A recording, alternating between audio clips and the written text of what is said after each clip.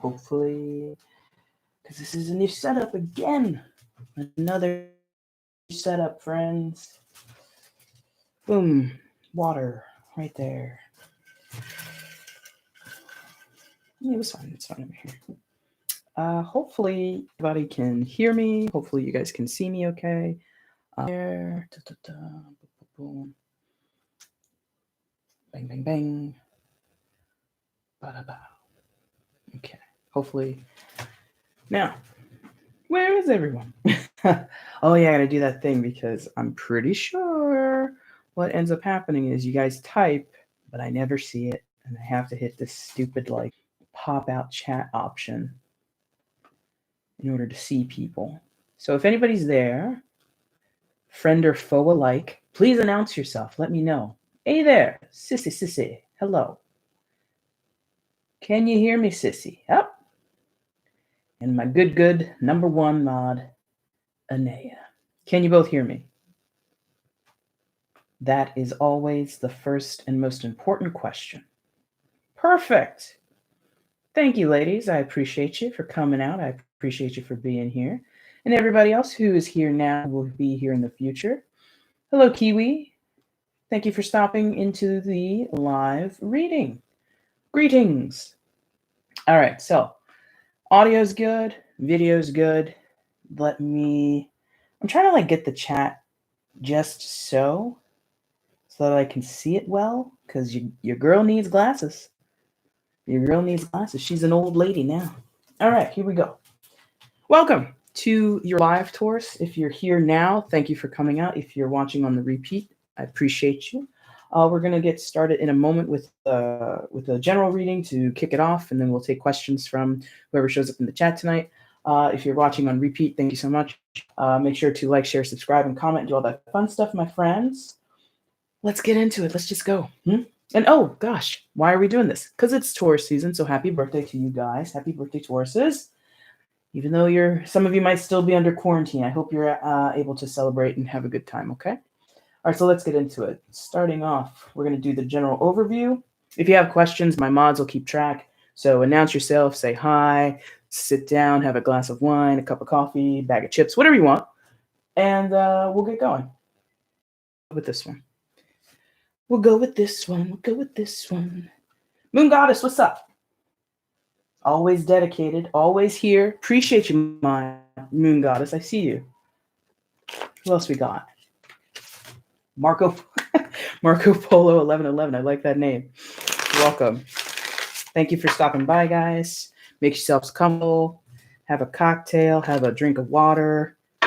Whatever you like. So we'll start with some general energies for Taurus right now. General energies for the Taurus Collective. General energies and messages for the Taurus Collective. Please show me.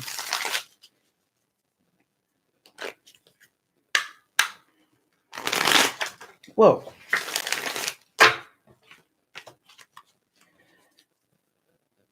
One more. Thank you. All right, Taurus, let's see what's shaking. Whether you're into bacon or not, that's your choice. Now, general messages and energies for Taurus. Please show me. Whoa. Text is a little, wow, okay, 2. All right, so new beginnings, Ace of Pentacles, 6 of Swords. One more, please. Thank you. And Judgment in reverse. Okay, guys. Starting off with a banger. No, I don't know if that's true or not. Who knows? All right, so you had the Ace of Pentacles come out first. There she is. 6 of Swords came out after that. Well, it came out together, but it was under, or it was the second card on it. And then the Judgment in reverse. So some of you could be dealing with Scorpio energy, since that is their secondary card, or Scorpio people. Scorpio energy is very strong right now. I know the full moon is in Scorpio, so it's hitting hard. But as a general, for all Tauruses involved, new beginnings, but it comes with some type of sacrifice, because your new beginning is very simple. You want something concrete. You want something solid. Some of you are looking for new jobs, new financial opportunities, new ways to invest your money, new ways to save your money, what have you. And I feel like the word like they're giving me is like critical. Like it's critical that this happens. It's critical that you find solid, stable ground, solid employment. Make sure you have an influx of money or an income of some type. And it's coming at a time, critical, right? That was the word, critical. It's coming at a time where you're feeling like your back is up against the wall, or, a lot of bills are coming due at this time. A lot of people have been unemployed or underemployed. A lot of bills have been a crunch for people, keeping food on the table. So that makes sense under the quarantine, under everything that was going on with the pandemic. But I think in some ways this is like just critical because you're looking to change things. You're looking to get into a place where you're provided for and you provide it for yourself. And to do that, you have to sacrifice something. You have to move away from something. You have to leave certain things behind, certain people behind, possibly with that Six of Swords.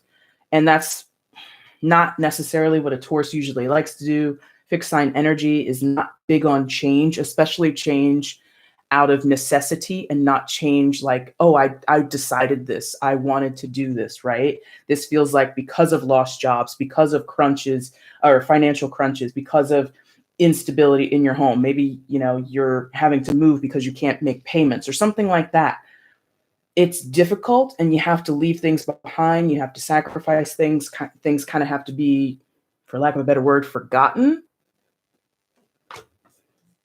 And you might worry that you've made the wrong judgment, or you might feel as though this is a harsh punishment from the universe to you, or if it's directly as a result of someone else's actions, like if your landlord is kicking you out in the middle of all this, which I feel like most can't. I feel like that was sort of made illegal at this time, but that judgment in reverse, I feel like even though you seek progression or you seek for things to be better, because it's going to come with this sacrifice, you're going to hate that. You're going to hate having to leave certain things behind, leave people behind, miss opportunities, or take jobs you don't want to, take avenues that you don't want to. It's like, I know the ultimate goal is to have something new and fresh and stable and secure, but the cost of it, you're just like, no, thank you. No, ma'am. Don't want that.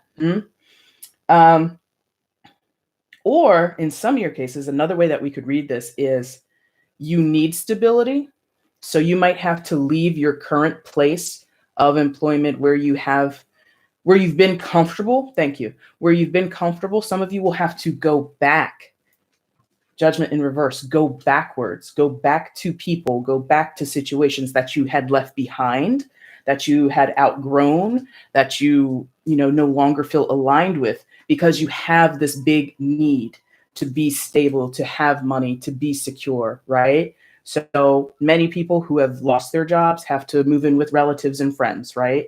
And there might be some personal judgment in that. You might be kicking yourself, oh, I couldn't take care of myself. Don't be so hard on yourself. If this is like, these are unprecedented times, nobody really prepared or could have counted too much for how big this COVID-19 thing was impacting us. Or if it has nothing to do with that, whatever shifts are going on in your life, don't beat yourself up too badly. Okay. So that's the general overview for you, Taurus. I'm going to jump into the chat here and see what's going on. I'm looking at the output and it looks a little bad. Is everybody's video okay? Is everybody's audio okay? Please let me know, because I don't want to have a crappy presentation. That would be bad. All right, so let's see what's going on. If you're a Taurus, please have your questions ready. Thank you, Anea. Thank you, Sissy, for manning the mod post. You ladies are amazing, and I love you dearly. Even though I tell you all the time, I'll tell you again. I love you. Moon Goddess, I love you too, girl. Thank you for being here. Always a supporter. I appreciate that so much. May 4th, 1975. All right, Marco Polo, do you have a question? I want to be sure true love is the Leo girl older than me. Okay, is that our first question, mods? I just want to make sure. Oh, yeah, I can see it. Video, audio, okay. Thank you, my friend. I appreciate it. All right, Marco Polo. So you want to know if your true love is the Leo girl who is older than you. Okay, let's get into it. Marco Polo, is the Leo girl who is older than you the true love? Marco Polo's true love. Which deck, please? And I love that your screen name is Marco Polo. I'm going to have so much fun saying that. I'm probably going to screw it up a few times, though. Marco Polo, Leo true love. Which deck, please?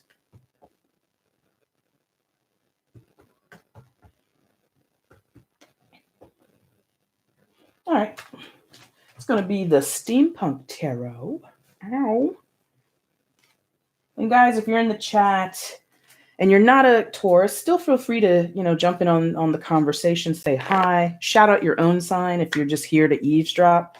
Be like, I'm a Pisces and I'm spying. Go ahead. There's no shame, my friends. There's no shame. All right, Marco Polo. The Leo girl of interest. The Leo girl of interest. Is that the true love? You're welcome, Marco Polo. Whoa. Is that card in here upside down? It is. Oh, shit.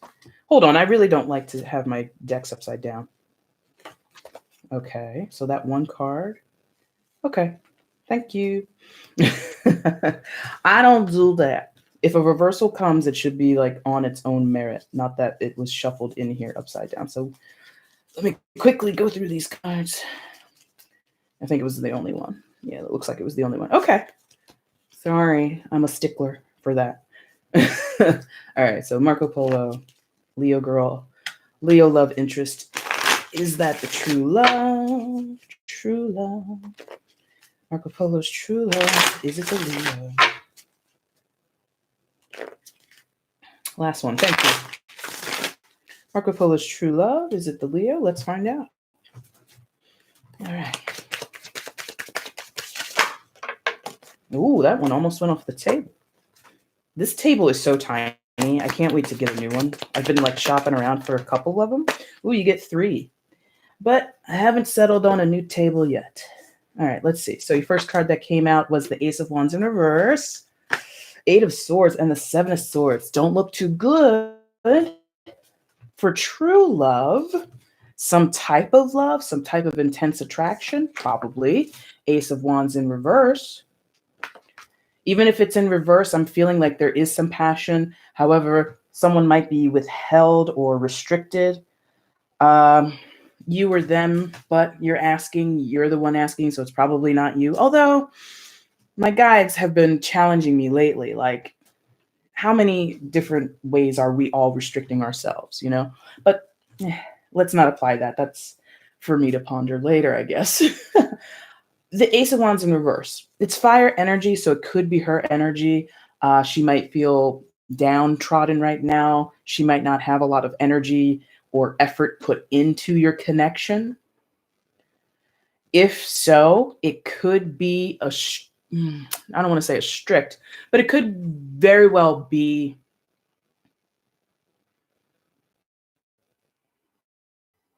she talks herself out of it, denies feelings, denies passion, even though it's there, denies attraction, even though it's there, denies whatever connection you say it is. You might say, hey, babe, you're the one. And she's like,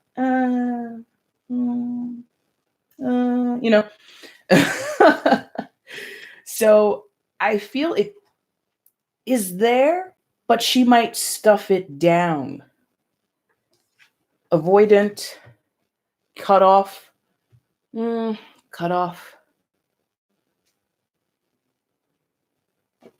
deny, pretend it's not happening. Like this feels like pretending. This feels like pretending. Possibly not communicate. Yeah, with the 7 of Swords right after it. Shying away from certain conversations, not using certain language if she is speaking to you. We're probably going to clarify because this is reading like a no, not really. But energetically, I feel like there's something behind all of this because this is in the reverse, right? So it's like, it's there, but it's probably not getting off the ground, right? And then for some reason, at this moment, let's see if you can see that. Like, I know she's sitting down on a chair, but like, I also get the impression of like a doorway, or like behind that chair or underneath that chair, there might be like an object. So things are hidden, things are, it's not what it seems, or it's not what it appears to be. And that is backed up by the Seven of Swords, the final card that came out for you. Seven of Swords is about sneaky behavior. It can be about lies and deceit. So take it with a grain of salt. This person could be that. Could be that this person has feelings or has interest in you, but is not emotionally available. No cups here. You've got the wands of passion, sexual attraction, wanting to do things, possibly, but that's withheld. Again, it's like reversed. So it's like smushed. It's like suppressed. And then you have the swords, Eight of Swords and Seven of Swords. A lot of mental shakeup.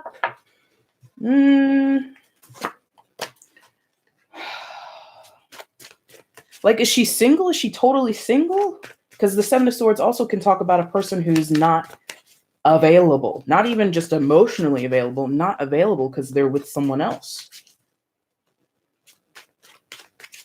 I want to clarify, because I think the Seven of Swords is pretty clear to me energetically. There is some misinformation, or not everything is revealed to you, not everything is shared to you, Marco Polo. So I want to clarify the Eight of Swords. Why is the Eight of Swords here? Show me. Oh boy.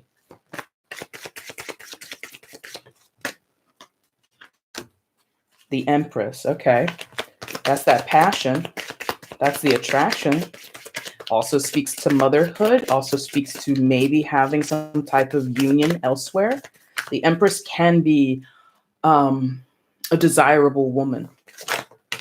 And if somebody's already married, we would assume that they are desired, okay? And then the Nine of Wands with it.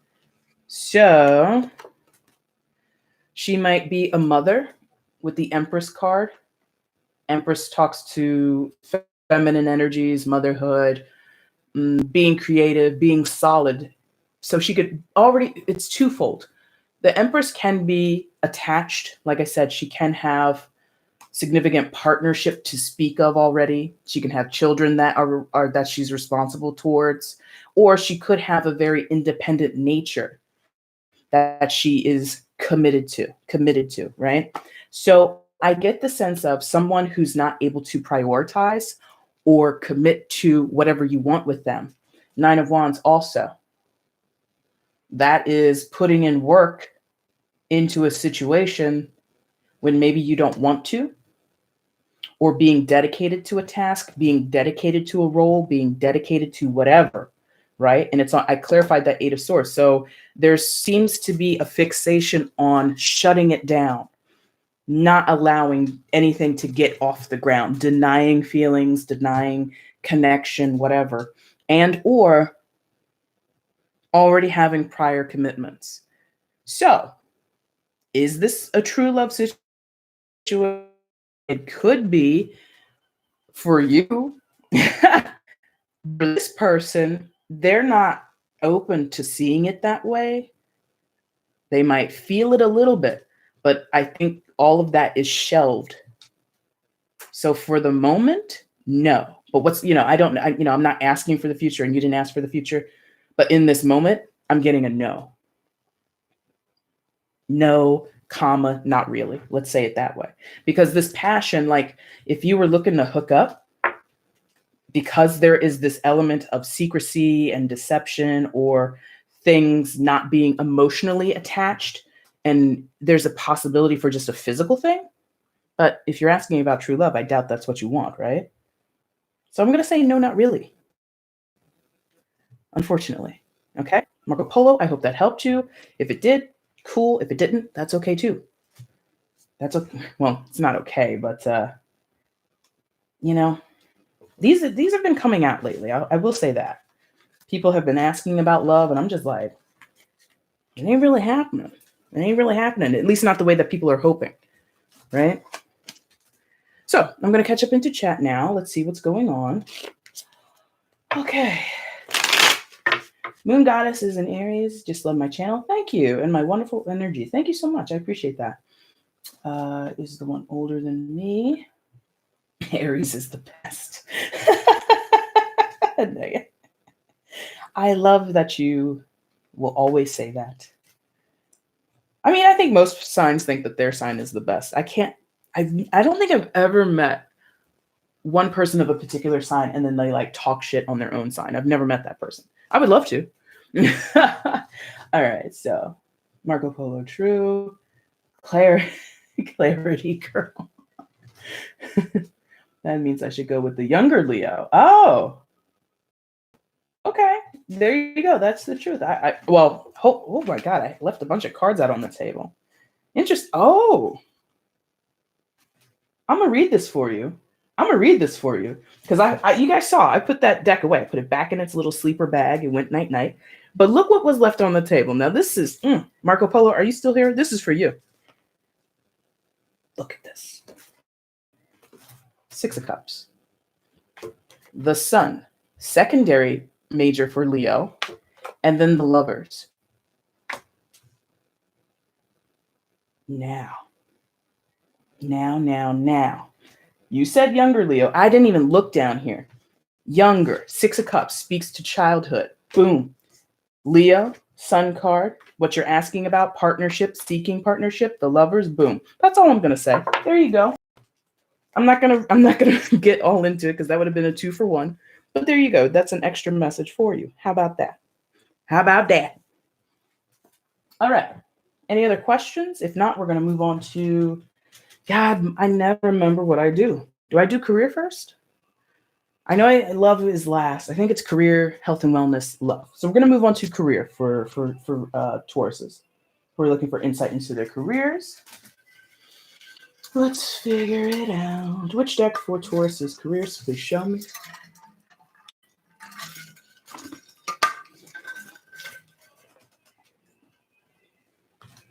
Taurus career.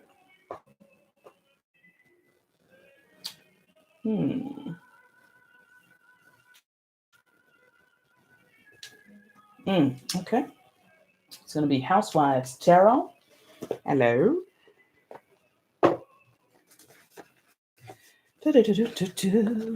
Whoa. All right. How's everybody's weekend? How's everybody's quarantine going? Everybody good? Does anybody need some waffles?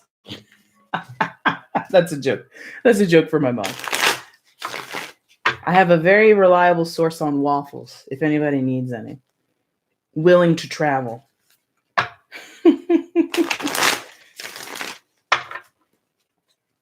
You're welcome, Marco Polo. Go for it. Enjoy the young Leo. All right. Taurus career. Let's get some insights into Taurus career, please.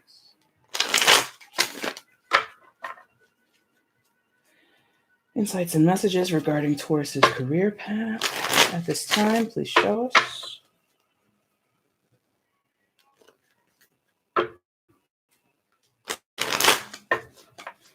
I like that.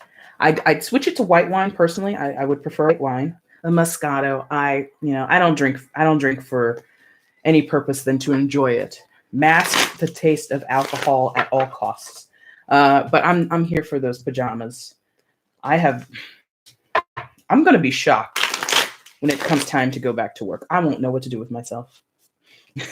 2 months of lazy preparation in the morning. Crazy. All right. Taurus career, messages for Taurus's career path at this time. Career and finance, I should say. Career and finance. Career and finance for Taurus. Messages and energies, please. The Tower.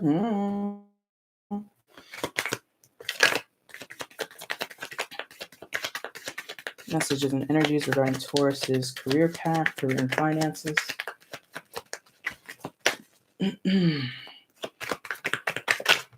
No? Okay. There it goes. 2 for 1.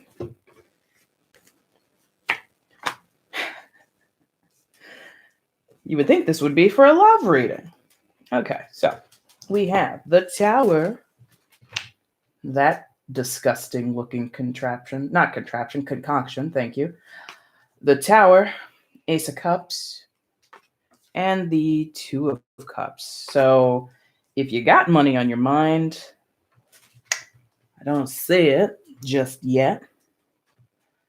But if I were to read this in the lens of finances and career, arrangement going on with the Tower.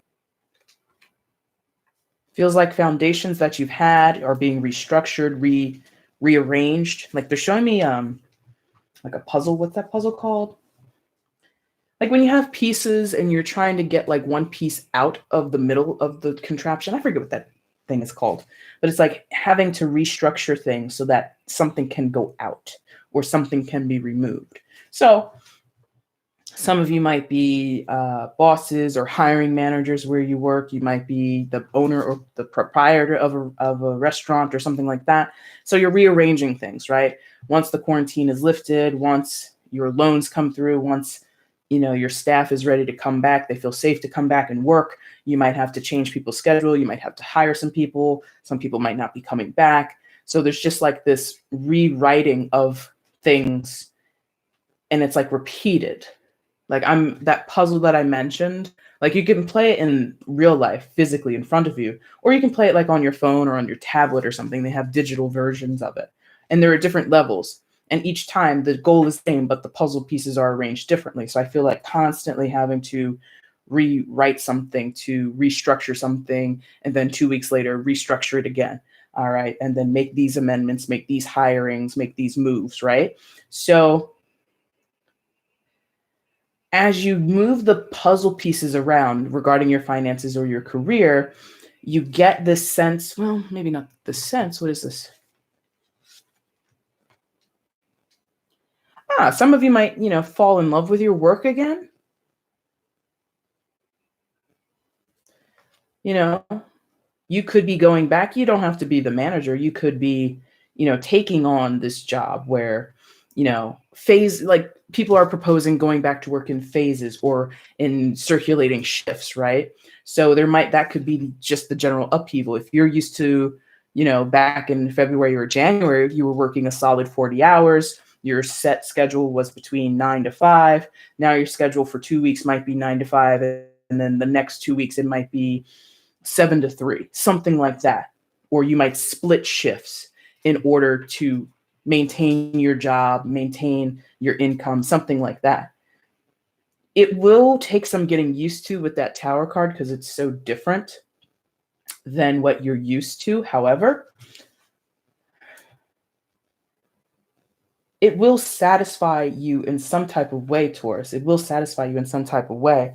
I think you're going to feel refreshed and excited to go back to work. If you've been out of work, you're going to feel refreshed to see money coming in. If money has been tight, you're going to feel refreshed and revitalized. If you are happy, if you are happy, you're going to be happy to see your coworkers, happy to see your employees come back, all of that good stuff.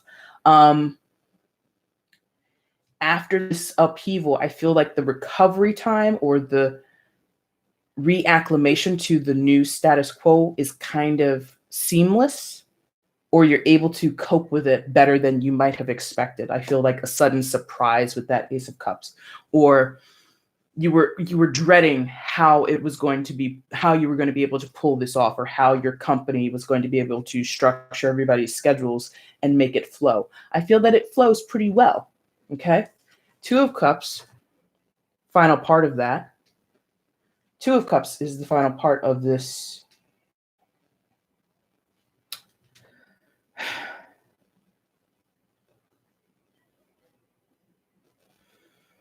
Like, some of you are like, the aspect of your work in some of your cases, I can't deny it, is involving some type of relationship, some type of connection with a person. In some of your cases, possibly romantic. Maybe you work with your partner. Maybe some of you are going back to your job and your partner is a new hire, or now you can pick up where your flirt game had left off in the middle of March or whatever it is. You know what I mean?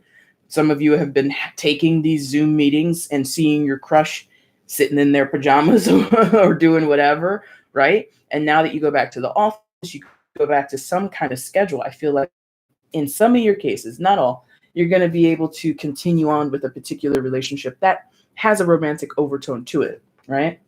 Good for you. For those where it's not romantic, I get the sense of just being around people is going to make you happy again.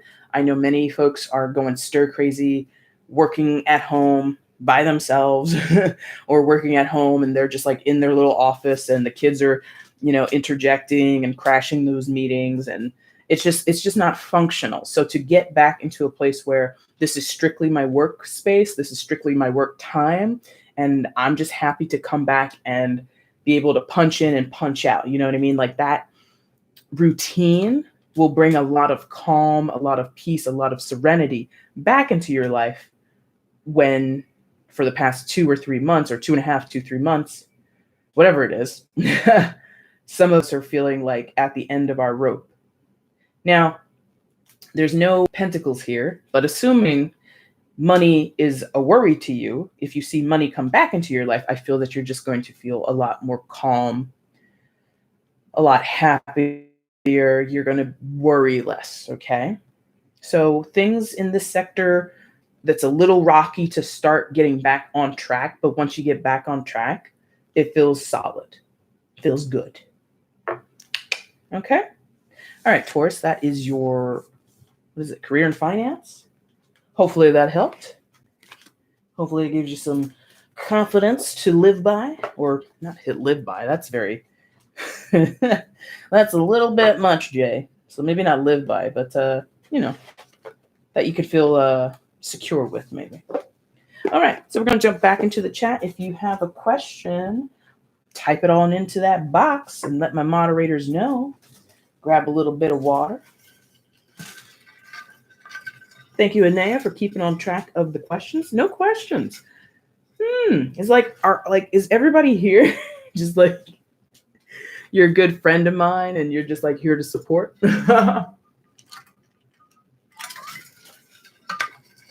Thank you. Yeah, I like your honesty, Anaya. I like your honesty. I'm surprised. I felt like a lot of Tauruses were gonna be like, yeah, man, I'm going to that thing. I'm gonna be in that chat. And I'm just like, okay. So then we are gonna move on, I suppose. Because who wants dead air, my friends? What did we do? So that was finance. I keep losing words. Career and finance. Thank you. Health and wellness. How about that? A little bit of health and wellness, maybe. Health and wellness for Taurus, please. Which deck? Oh, here's one coming out from the dugout. Haven't seen this one in a while on the channel. The Happy Tarot deck. I actually used it for a personal today. And I was like, ooh, I haven't played with you in a while, Happy Deck. You're coming to the live today. So here it is. Health and wellness for Taurus, please. And if you are a Taurus, go ahead and shout yourself out in the chat. If you have a question, go ahead and type it on in there. My mods will keep their eye on you, and they'll make sure that I answer you in the order that you guys type in the chat there, okay? Health and wellness for Taurus, messages and energies, please. It is warm in here. It was unseasonably cold here today where I live. And so the heat in the house kicked on. And now I'm like, it's a little warm. I'll survive, though. Health and wellness for Taurus, please. If you are a Taurus and you're in the chat, what did you do for your birthday?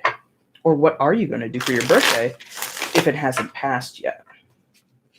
And most importantly, did you have cake and ice cream? Because that's your girl's favorite dessert. I can't help myself.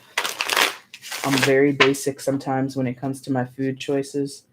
Some people are like, ooh, a creme brulee or some other kind of fancy. Nope. Good old sheet cake, a little bit of ice cream on top. I'm good. All right, health and wellness for Taurus.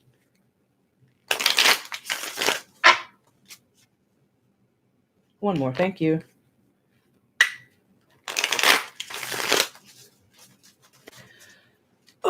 health and wellness for Taurus, please. Show me messages and energies for Taurus regarding their health and wellness.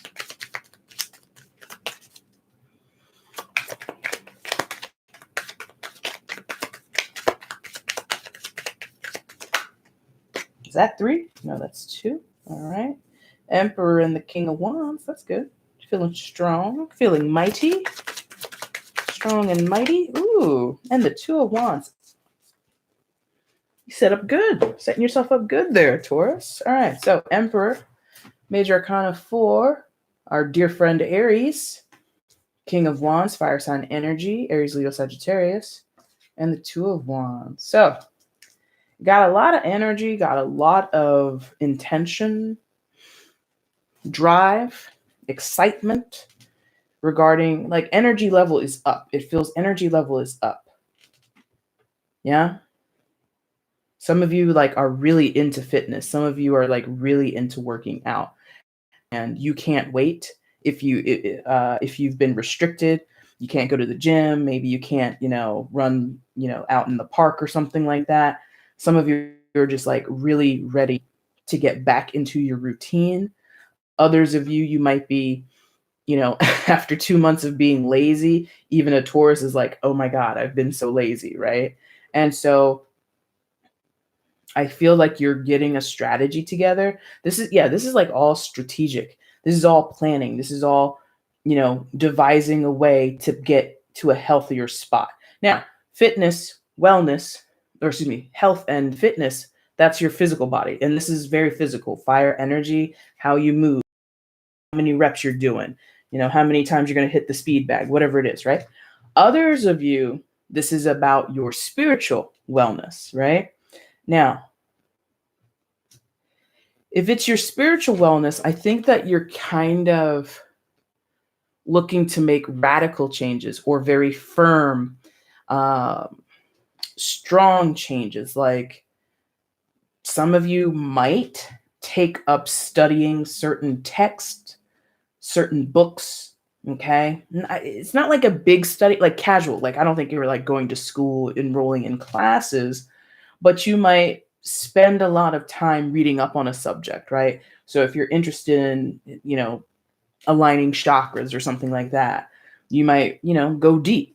What the hell are chakras? How do I align them? And like, you're really trying to inform yourself so that you can effectively, powerfully, very,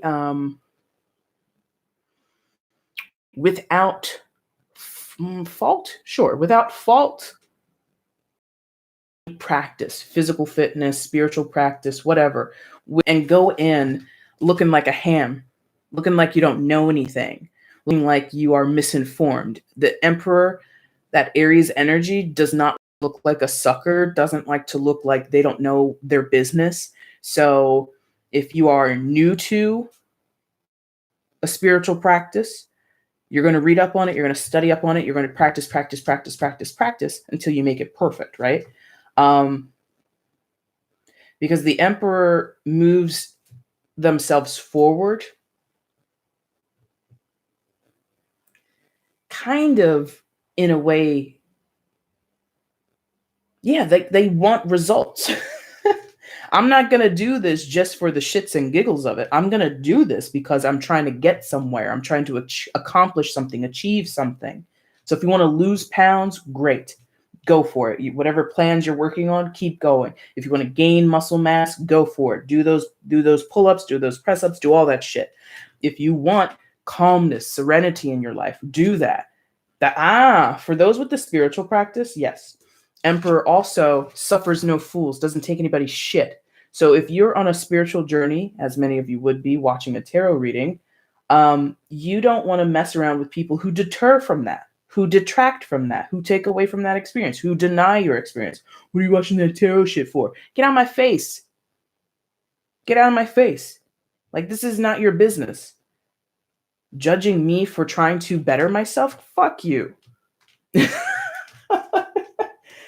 Maybe a little channeling of some very strong Emperor energy. Like, don't come here with your bullshit trying to say what I should and should not explore for my betterment, for my wellness, for what I feel I need in my life to be on top of my game. Like if people aren't down with it and you start there's a I laugh because, my guys, they like insert like movie clips and stuff into my mind sometimes.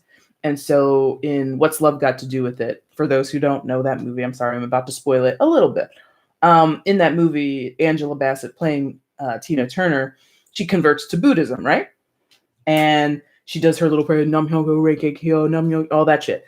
And Ike is in the other room. He hears that shit and he like turns the volume up on some music, trying to screw up her peace, her zen. Like that's a divergence between his abusive, crazy ass and her trying to go super zen and get into her spiritual practice. Like nothing is, I feel like you're in the mood. Nothing's going to stop me from getting to a better place.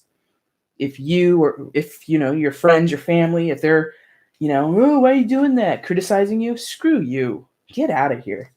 And that's doubled down, or even rather backed up, because of this King of Wands energy. So the Emperor is kind of the devising of the plan, the getting the strategy together, because the Emperor, as you can see, is an older fellow, okay? He's been sitting, he's earned his pride of place, right?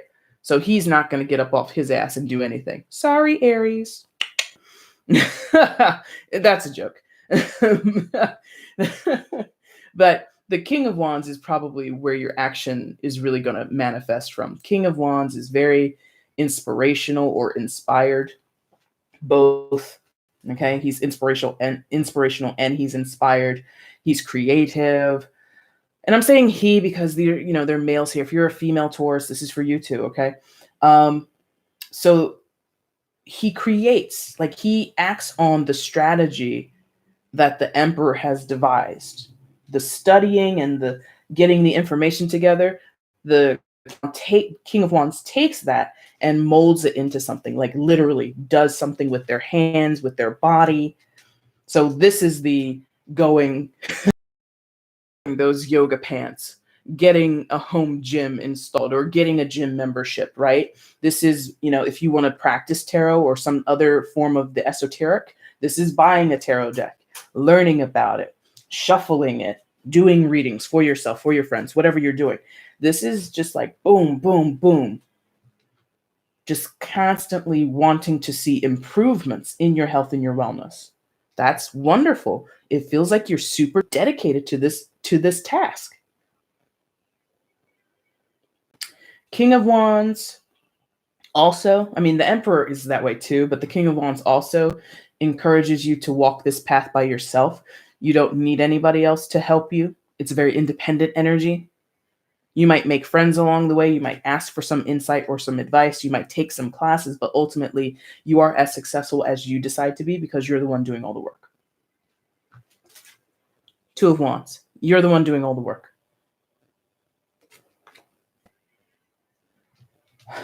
Nobody else is going to decide how often you go to the gym. You're going to decide that.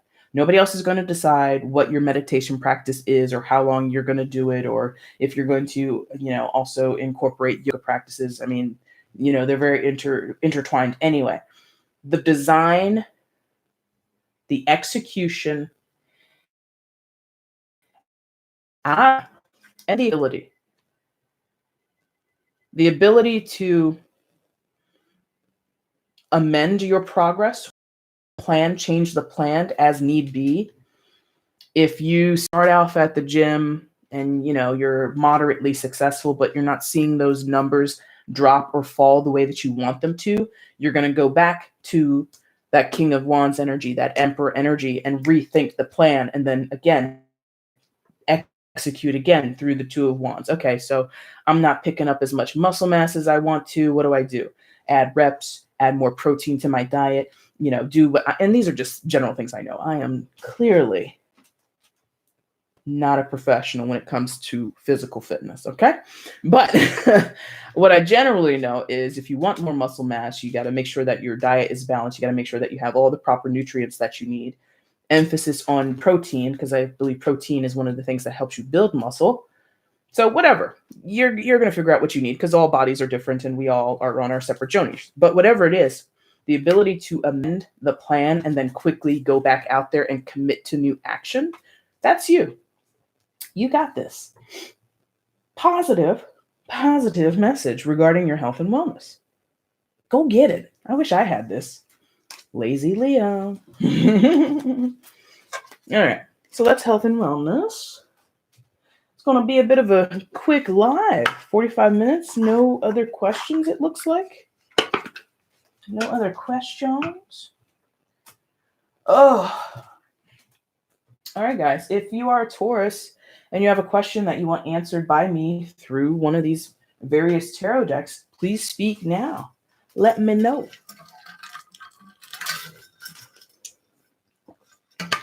I will gladly answer your questions for you.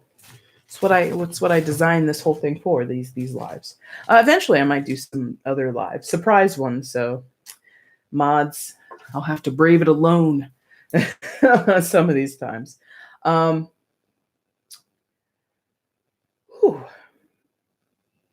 was an intense reading. Like, I feel like that one like washing out of me, and that's very interesting. Do we do anything else? We do general finances and career, health and wellness, and then we do love, right? I'm asking my mods really if they remember, because my memory. She an old lady up here. She an old lady. I think we do love. This is very interesting. All right. Which deck for Taurus's love life, please? Because nobody likes dead air. And I'm not, one of these people who's just going to sit here and talk about my life. Not yet. Not yet. All right. Taurus's love life, messages and insights and energies, please. Which deck? Ooh. I love this deck so much. I don't want to lean on it all the time, but man, do I love this deck. The Haunted House Tarot. For Taurus's love life. Let's go.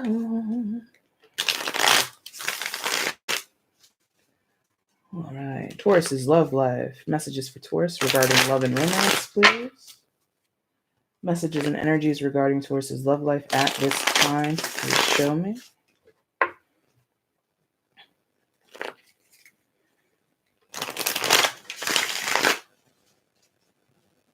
Show what the deck looks like? It looks like this. And it looks like this. And that. And this. This is the box. This is what it looks like if you go to order it online. You're looking for something that looks like that. Who is it? Sasha Graham. Sasha Graham. You've seen this deck before. But I guess you don't remember. Possibly. I wouldn't remember, so. Anyway, Taurus's love life. Love and romance for Taurus. Messages and energies, please.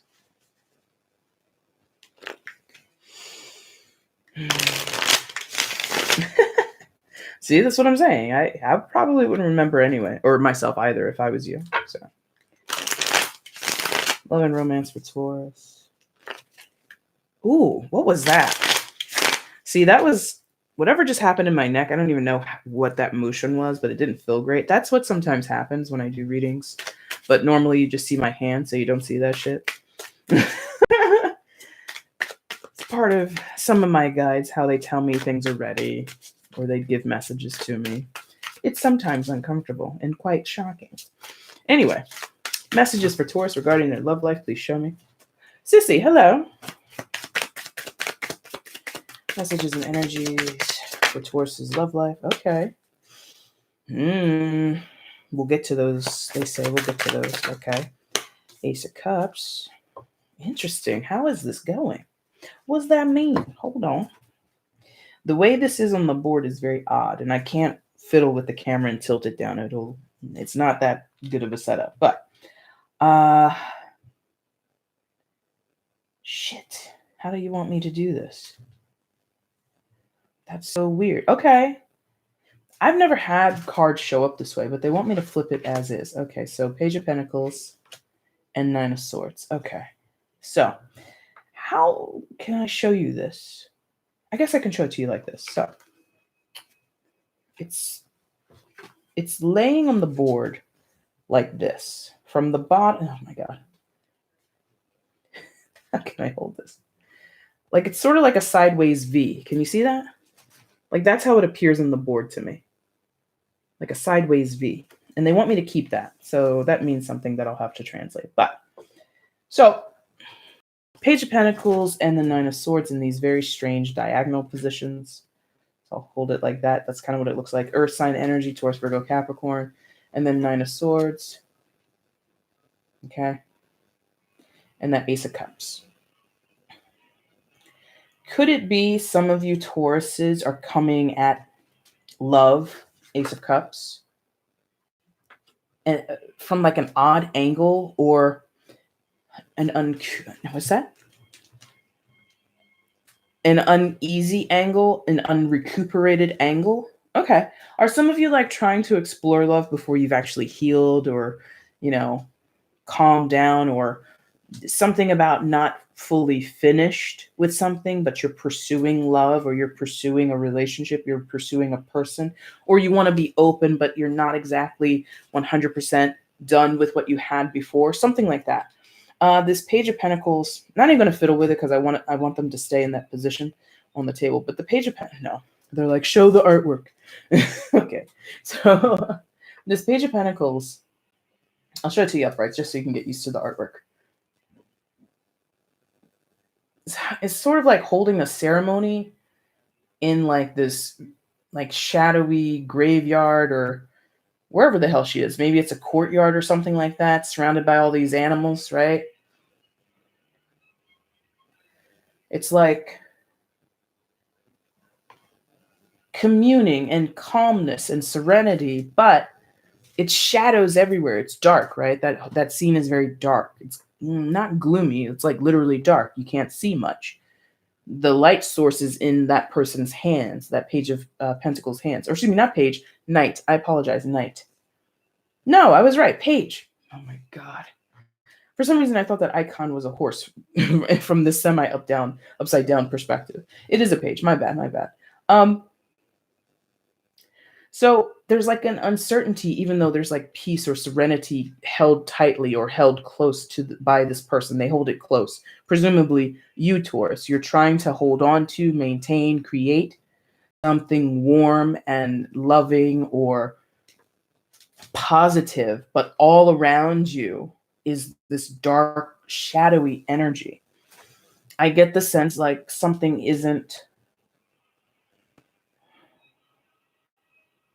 could be a person or a situation that's trying to influence you to do something else or not pursue this path towards love, this path towards connection with another person possibly, or just being open to dating, because the Ace of Cups is just a potential.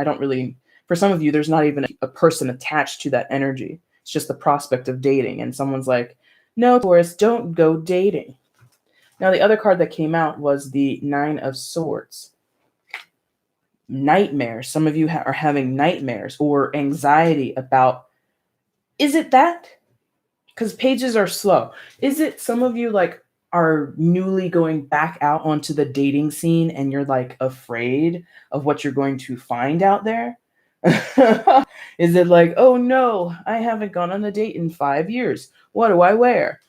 I mean, it could be bigger than that. I've not been intimate with someone in so long. I haven't had to hold a conversation over a dinner table with someone. You might have anxiety about that. The Nine of Swords can talk about that.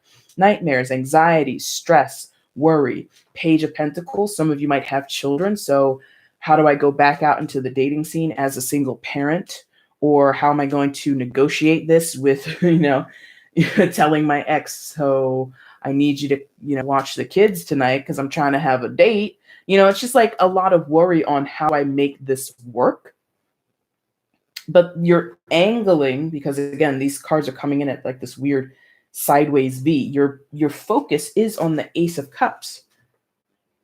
Making offers, receiving offers, taking opportunities. People might ask you out on a date. Hey, Taurus, do you want to go here? Let's hang out sometime. Let's get drinks. I want to spend time with you. And you might not know what to expect, or you're nervous about what happens if you say yes. I think a lot of you are in your heads and you might be psyching yourself out. You might have an opportunity to go out on a date with someone, but you're afraid to ask them out, or you're waiting for them to ask you out, and it's like a potential to miss the opportunity. And again, with this weird angling coming in, your approach is just odd. Let's just put it that way. Or someone's approach towards you could be odd. It's a general, it can go the other way. So you could be like, hey, I know this person likes me. I know that they're interested. I think they're cute. They think I'm cute. Just sitting here waiting like, you gonna ask me out? No? It's like that. So someone's not taking the opportunity. Someone might be psyching themselves out. Did I say that in this reading, or did I say that previously tonight? Psyching yourself out. Did I say that tonight? Old woman brain, she can't remember much. I want to see, why is the Page of Pentacles and the Nine of Swords coming in like that? Clarify the Page of Pentacles and the Nine of Swords, please. Why are those two cards coming in at these angles? Please clarify. Please clarify the Page of Pentacles and the Nine of Swords. Why did those cards come at these angles? Please clarify, please. Please clarify, please. Oh my God. Please clarify. Why did the Page of Pentacles and the Nine of Swords come in at these angles? For Taurus, please. Ooh, I'm so hungry. I'm so hungry. Whoa. Clarify the Page of Pentacles. First card, Hierophant. Many of you, that's you. Hierophant card. That's Major Arcana for Taurus. Please clarify. One more time. Thank you. And the Three of Swords. Okay, there it is. Gun shy. Absolutely. After some of you, after a long-term commitment with the Hierophant, never mind the exorcism overtone, right? But after a long-term commitment, a marriage, 20 years, common law marriage, whatever your gig was, right? Whatever the situation was, right? That ended horribly. That ended in some type of heartbreak, heartache. Three of Swords. Focus, damn you. Where somebody, there we go. It's a little focus there. Somebody, as you can see, got a stake through the heart. So, been through a bad breakup. I got you. I understand. A terrible dissolving of a marriage, loss of a commitment, stabbed in the back, betrayal, heartbreak, cheating, third-party situation, if that's your situation. So now, being back on the market after going through that bullshit, you're kind of like, is love for me? Am I truly ready to date again after being hurt so deeply by my ex? If you were the guilty party, if you're the one who did it, it could be, it's a general, take it as it resonates, right? You might ask yourself, am I ready to commit again? The last time around, I was a dirty dog, right? If that's the case, love and relationships, love and romance, you ain't really ready. Because this isn't healed. Remember, that weird angle that these things are coming in, and I said that about it's a slow process to healing. There is this light source in the Page of Pentacles card, but it's surrounded by darkness. Some of you might be pushing yourselves out there too soon. Everybody's healing process takes a different amount of time. There's no hard set rules on how long it takes to get over a heartbreak, how long it takes to get over, being divorced. For the first, second, third, 15th time, it doesn't really matter, right? But for many of you, you want it, but I don't know that now is the time. I feel if you have prospects, if there are people that you're interested in, specific, receive the offer, give the offer, but you might want, some of you are like, no. Or you want it, and then when it's offered to you, you're like, you're panicked. You go into pterodactyl mode and you're scared. So love and romance, my friends, ain't looking so great for the common general area of Tauruses. Specifically, your situation might be different, but what came out here wasn't so hot. It wasn't so hot. Okay. All right, Taurus, that is your love and romance reading. I will pop back into the chat room to see if anybody has any questions. Let's look at it. Sissy says she's here. I speak when it is my duty. No filibuster. You're ridiculous, girl. Oh, man. Thank you, Ine, for shouting out. Stephanie, wait a minute. Stephanie, do I know you? Stephanie, if you're here, I know you. Do I know you from somewhere? I recognize that little icon. Is that my tater? My TT? Stephanie, aka Possible. You tell me how the mic is. It's right over here next to me. So if it sounds good, then yeah, it's good. How are you, Stephanie? Tater. I don't know what to call you. You're Stephanie here, so I guess I should call you that. How are you? Thank you for coming. I appreciate that. Welcome to the list, Stephanie.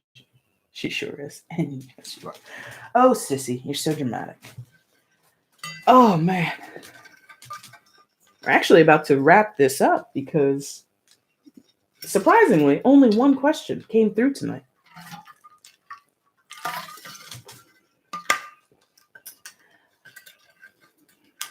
I'm good. No.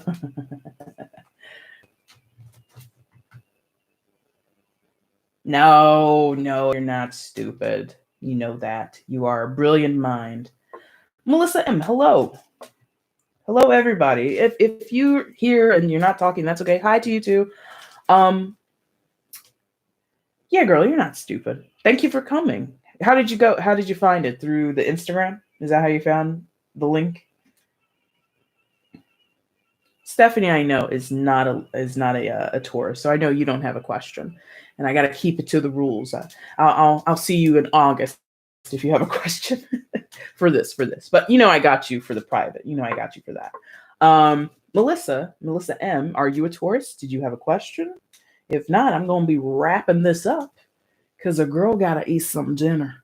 There's some spaghetti with my name on it, which I'm tired of eating. Oh, you are a Taurus. Did you have a question? All through the gram. Thank you so much for following through the gram. I appreciate you, friend. I appreciate you. How's your weekend? Well, how's your Saturday? Because we talked like 2 days ago. Was it Thursday? Or was it last night? I think we talked last night. You streamed last night, right? You can ask any question you want as private as...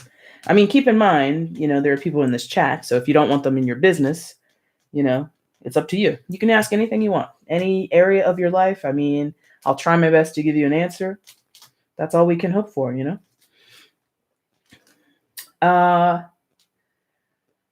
Dinner for me, spaghetti with some toasted bread, toasted buttered bread. All right. Let me know what the question is, and I will answer it for you, girl.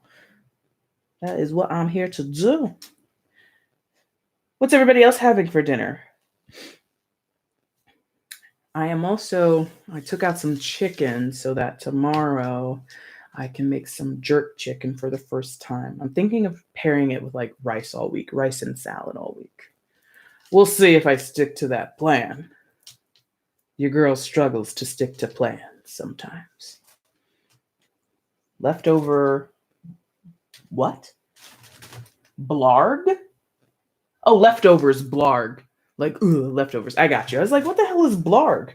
Are you admitting that you're an alien? I don't know what the hell blarg is, but I got you. I got you. And yeah, my spaghetti is leftovers too. I'm like, oh God, I've had this like all week. What? Sissy, I love you, but I also don't like you at this moment because none of that is for me. You didn't share with me. And I love to be shared with when it comes to the foods. So You disappoint me, sissy.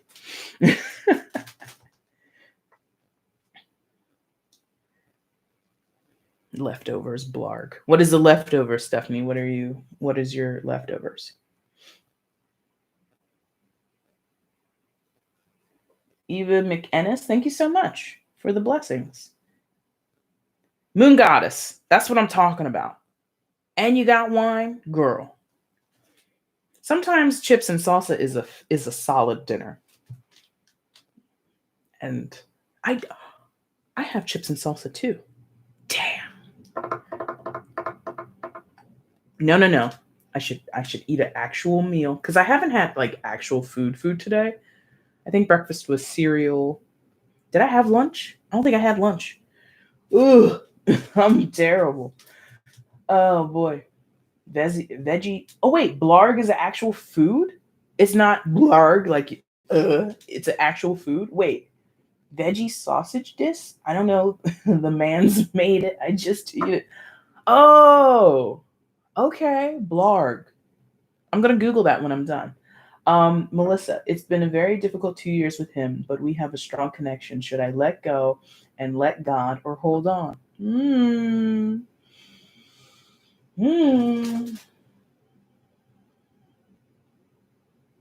Okay.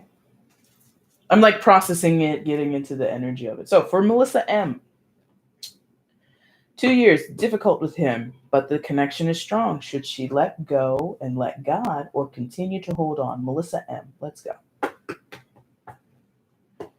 Melissa M, regarding her love life of 2 years. Hang on or let go.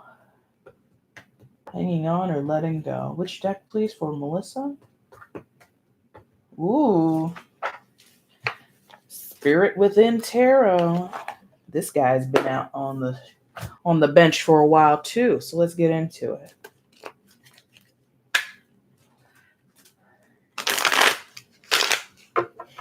I said snacking because I didn't want to admit that. I see Moon Goddess. All right. Melissa M, regarding her love situation of 2 years, that strong connection she's had for 2 years, should she let go or hold on? Let go or hold on? Melissa M, hold on or let go? Let go or hold on? Insights and messages, please, for Melissa M, regarding her love situation of 2 years. Hold on or let go?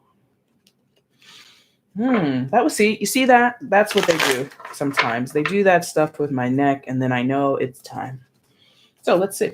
Melissa, hold on or let go regarding her love life, regarding this 2 year strong connection. Hold on or let go. Ooh, 3 of Pentacles in the reverse. Came face down. One more, please. Okay. And the Queen of Pentacles. I'm going to keep this one, kind of came in a side position on the top. I'm going to keep it there. We might pick it up out of curiosity, but let's flip what came face down, the Magician and the Queen of Wands. Yeah, let that go. Initially, that's my feeling. Let that go. Because you've got this 3 of Pentacles that came out first, Magician second, and then Queen of Pentacles. So 3 of Pentacles is when we normally would expect and hope and wish for people to work with us, right? You can see this card in the upright. Look at that. Somebody's painting the walls. Somebody's looking at the plans, right? There you go. You can see it a little bit better. Somebody's, going over the plans, the schematics, and somebody is just like probably the the money woman over here, my finger is, right? The financer of the project, yeah? So that means people work in accordance with each other, trying to accomplish a goal. You have that in the reverse, which means you and or the other person or whoever's involved, okay? Got to open it up to that because I feel like 3 of Wands asks for dedication, asks for people to be on the same page. You haven't been on the same page with this person recently. How you see to get things done, what you think is the problem, your partner doesn't think is the problem, and vice versa. how to solve the problems. You think one thing, that person thinks the other thing. Disagreements or discord. Thank you. This thing. Not on the same page, not on the same level. You can't work towards partnership or maintain partnership when someone is not willing to work with you, not willing to compromise, not willing to be open to criticism. You or that person, or both of you, whoever it is, right? You're the one asking for guidance, so I assume you're the one who's a little bit more open, but it's not always that way, so be honest with yourself, okay? Second card that came out for you was the Magician. Secondary major for Virgo and Gemini.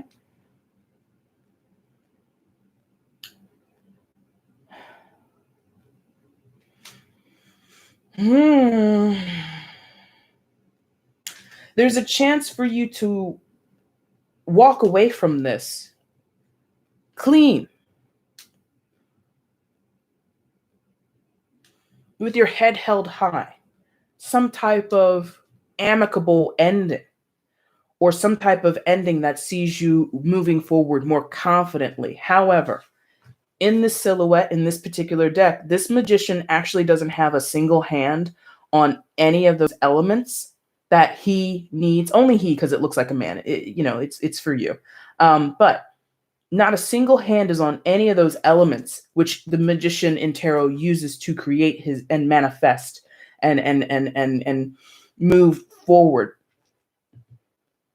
in a progressive, knowledgeable, structured, solid, inspired way. I feel a lost in the mix energy, lost in the shuffle energy, confusion over what to do next, how to proceed, who to trust, who to talk to, relying on myself. In your question, let go or let God. Should I let my higher power take over here? Caution with that. The Magician is a self-made energy. The Magician takes control of the situation, not in a tyrannical way, my way or the highway, not like that. Meaning, what do I want from me? Do I want to be happy? Yes, I do. So then I must go this way in order to be happy. It's like decisive, definitive answers. Because in the air, all the elements, and you have that Three of Pentacles in reverse to start. Someone's not compromising with you, someone's not working with you, and that like leaves you because you said this is a strong connection. So it leaves you confused. Well, I thought we had this great connection and we were going places, and the natural progression of our relationship was to lead to this: moving in, getting engaged, getting married, having kids, whatever it is. Or if you're not into that traditional path, maybe traveling the world, starting our business together. If you're into some, alternative lifestyle things, whatever, now that we've been married for 20 years, I thought we would start swapping partners. Whatever your life track is, you thought it was going this way, and this person is like curveballing you. No, not really. And so you're kind of like, well, shit, I thought we were on the same page. Apparently not. So should you let go? Kind of feels like you should, but will you? Queen of Pentacles. Strong sense of independence here. The silhouette of a very accomplished looking female, businesswoman-like, right? But the thing about the Queen of Pentacles, she's a nurturer. She cares, right? And this is your energy. Queen of Pentacles, that's earth sign energy, Taurus, Virgo, Capricorn, right? So you could have children with this person. Queen of Pentacles is a motherly figure, or again, a nurturer, okay? She births things. She brings things into this world by birthing them. You can see on the card, those shadows back there, a couple of bunnies. You might have a couple of kids with this person. So it's hard to detach. You might be pregnant now. It would be hard to detach from this person. Not just because you love them, but because you're dialed into the connection, dialed into the commitment. We made promises, or I vowed this to you.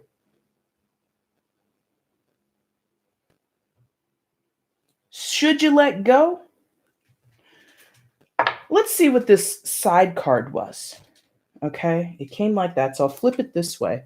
Six of Cups in a sideways position. Okay, Six of Cups. Soulmate energy. And if you've been with my channel before, Melissa, or anybody else who's watching, you know I don't use that word lightly. And I normally don't yell it out whenever I see Six of Cups, Two of Cups, whatever it is. Soulmate energy. about soulmates if you don't know what my estimation is when I read tarot. 6 of Cups. It can be your soulmate, and that doesn't mean you're with them for the rest of your life.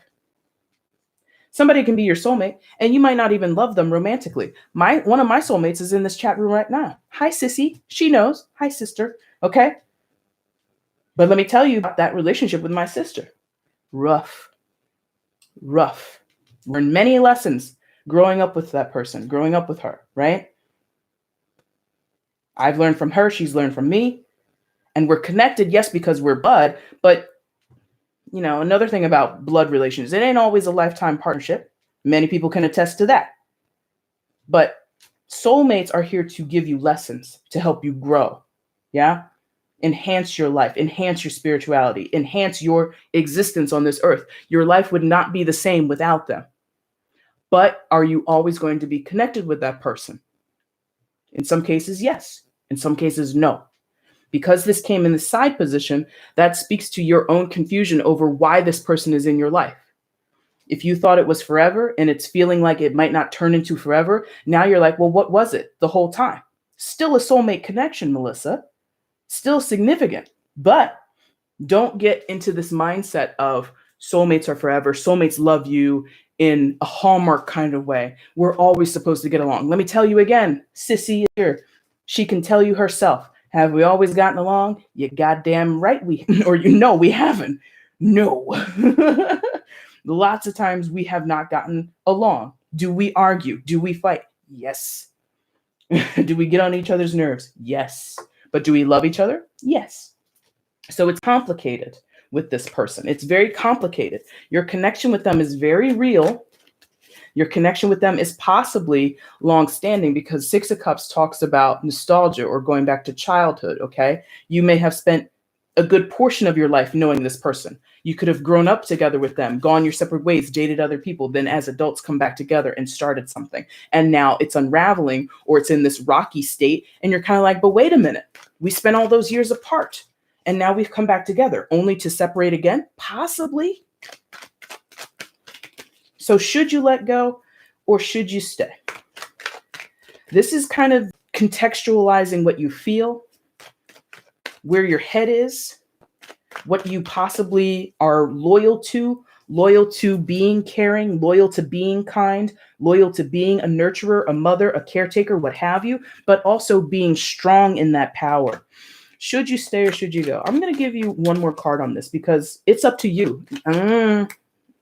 Thank you. They put that through me. It's up to you. Remember, the magician is a creator of their own reality. It's up to you. So I want you to decide, not now, of course, you know, it's not like a game show. Is that your final answer? No, it will be your choice. Should you stay or should you go? One more card for Melissa, and then we're going to wrap up this reading for you.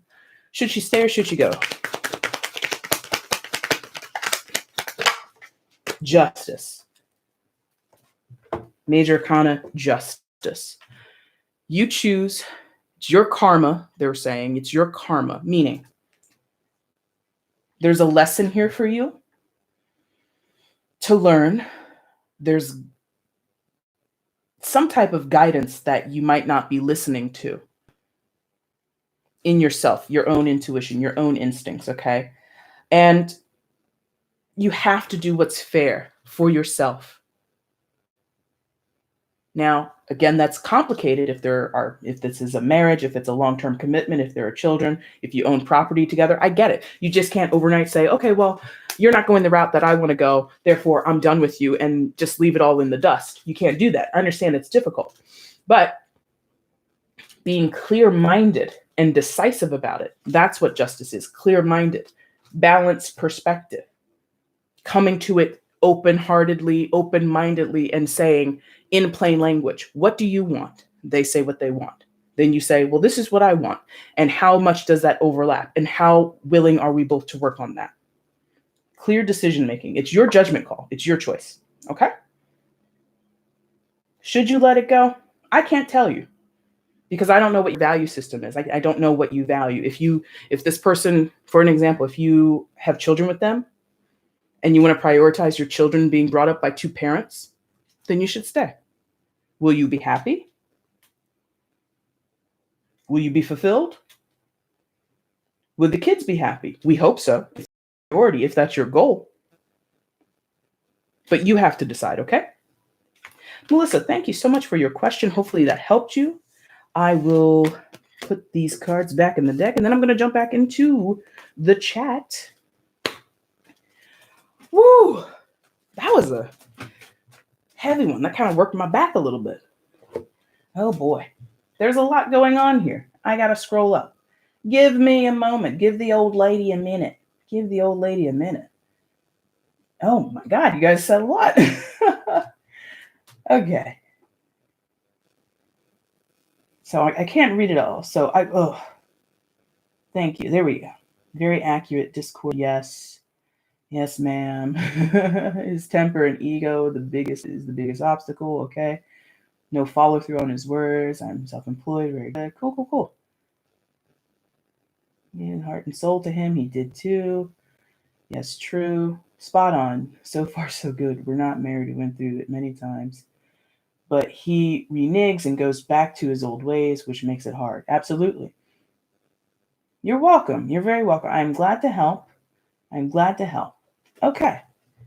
I know that someone else said something, and Sissy, you've gone and copied it for me. So, Kristen Kaylee, are you still here? I'm lost. I believe the one I love is in love with me too, but he is with another who guilts him and uses her kid to keep him. Am I just kidding myself? All right, Kristen, I'll ask that question for you. We're going to see which deck is yours. And Melissa, I thank you so much for that question. Thank you for sticking around to receive the entire answer. And if you remain for the rest of the day, that'd be super cool.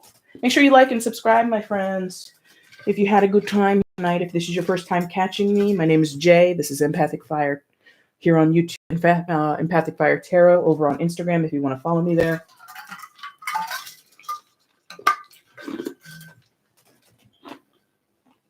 Mouth gets dry doing all this talking. Okay. For Kristen, regarding her love life, read it again. Lost. Believe the one is in love with you too, but he's with another who guilts him and uses the kid to keep him. Are you kidding yourself? Let's find out. Which deck for Kristen, please?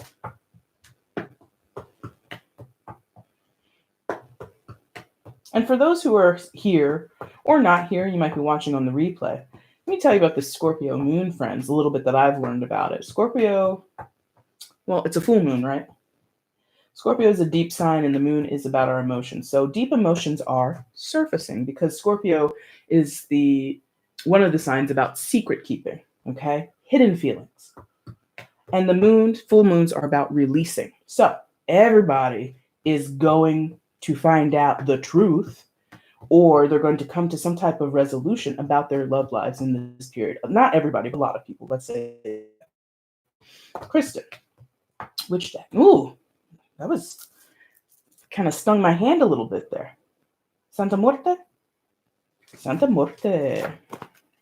All right.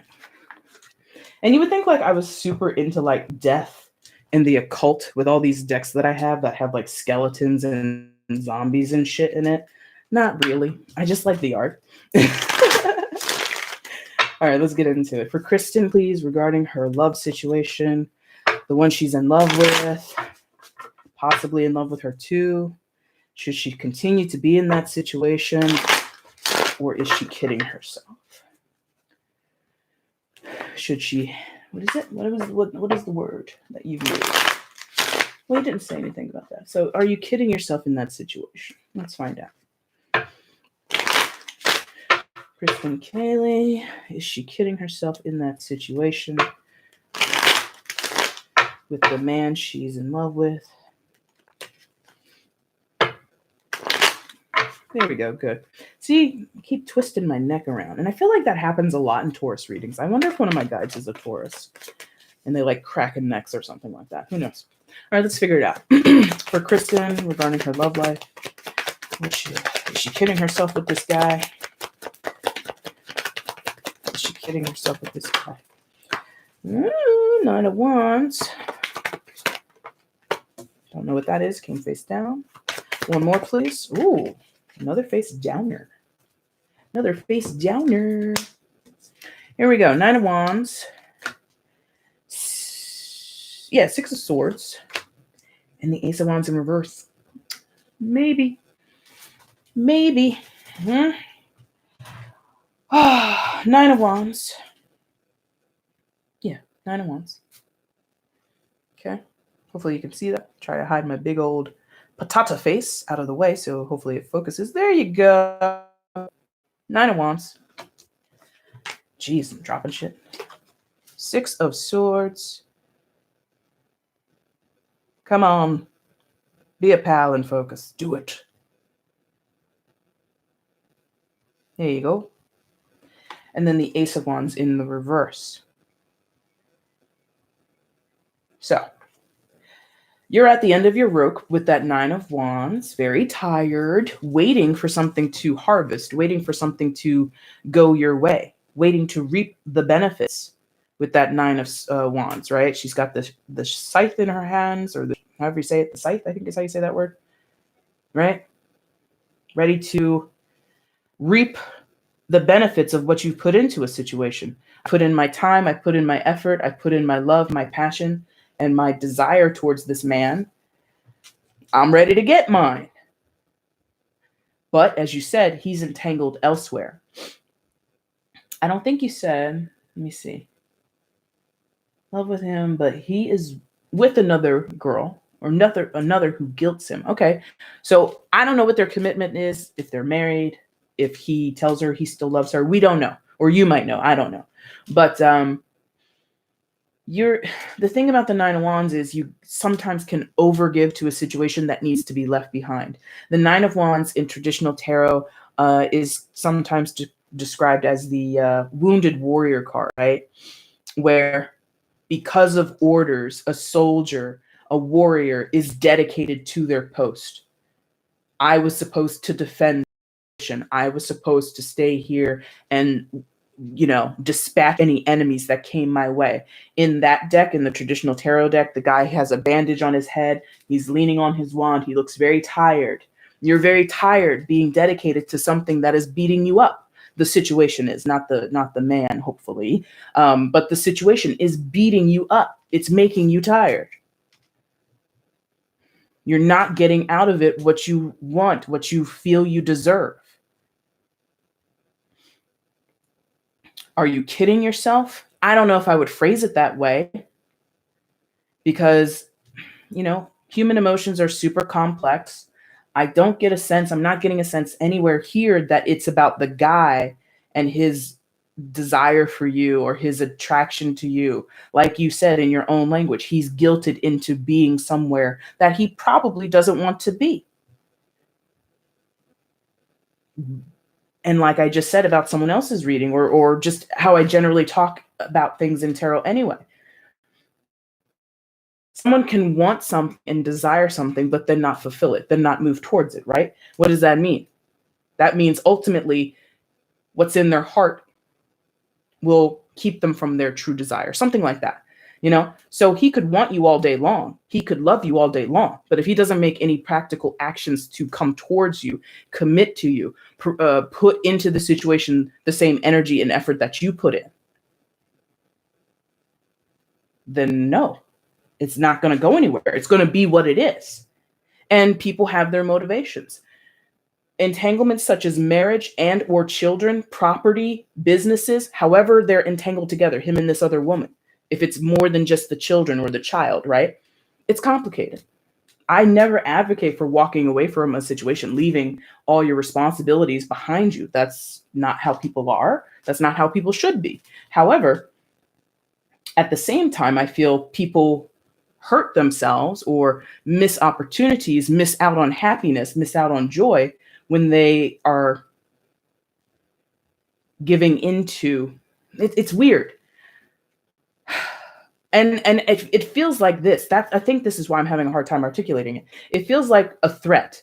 Like if you see this person, if you see Kristen, you'll never see your children again. Like that type of shit.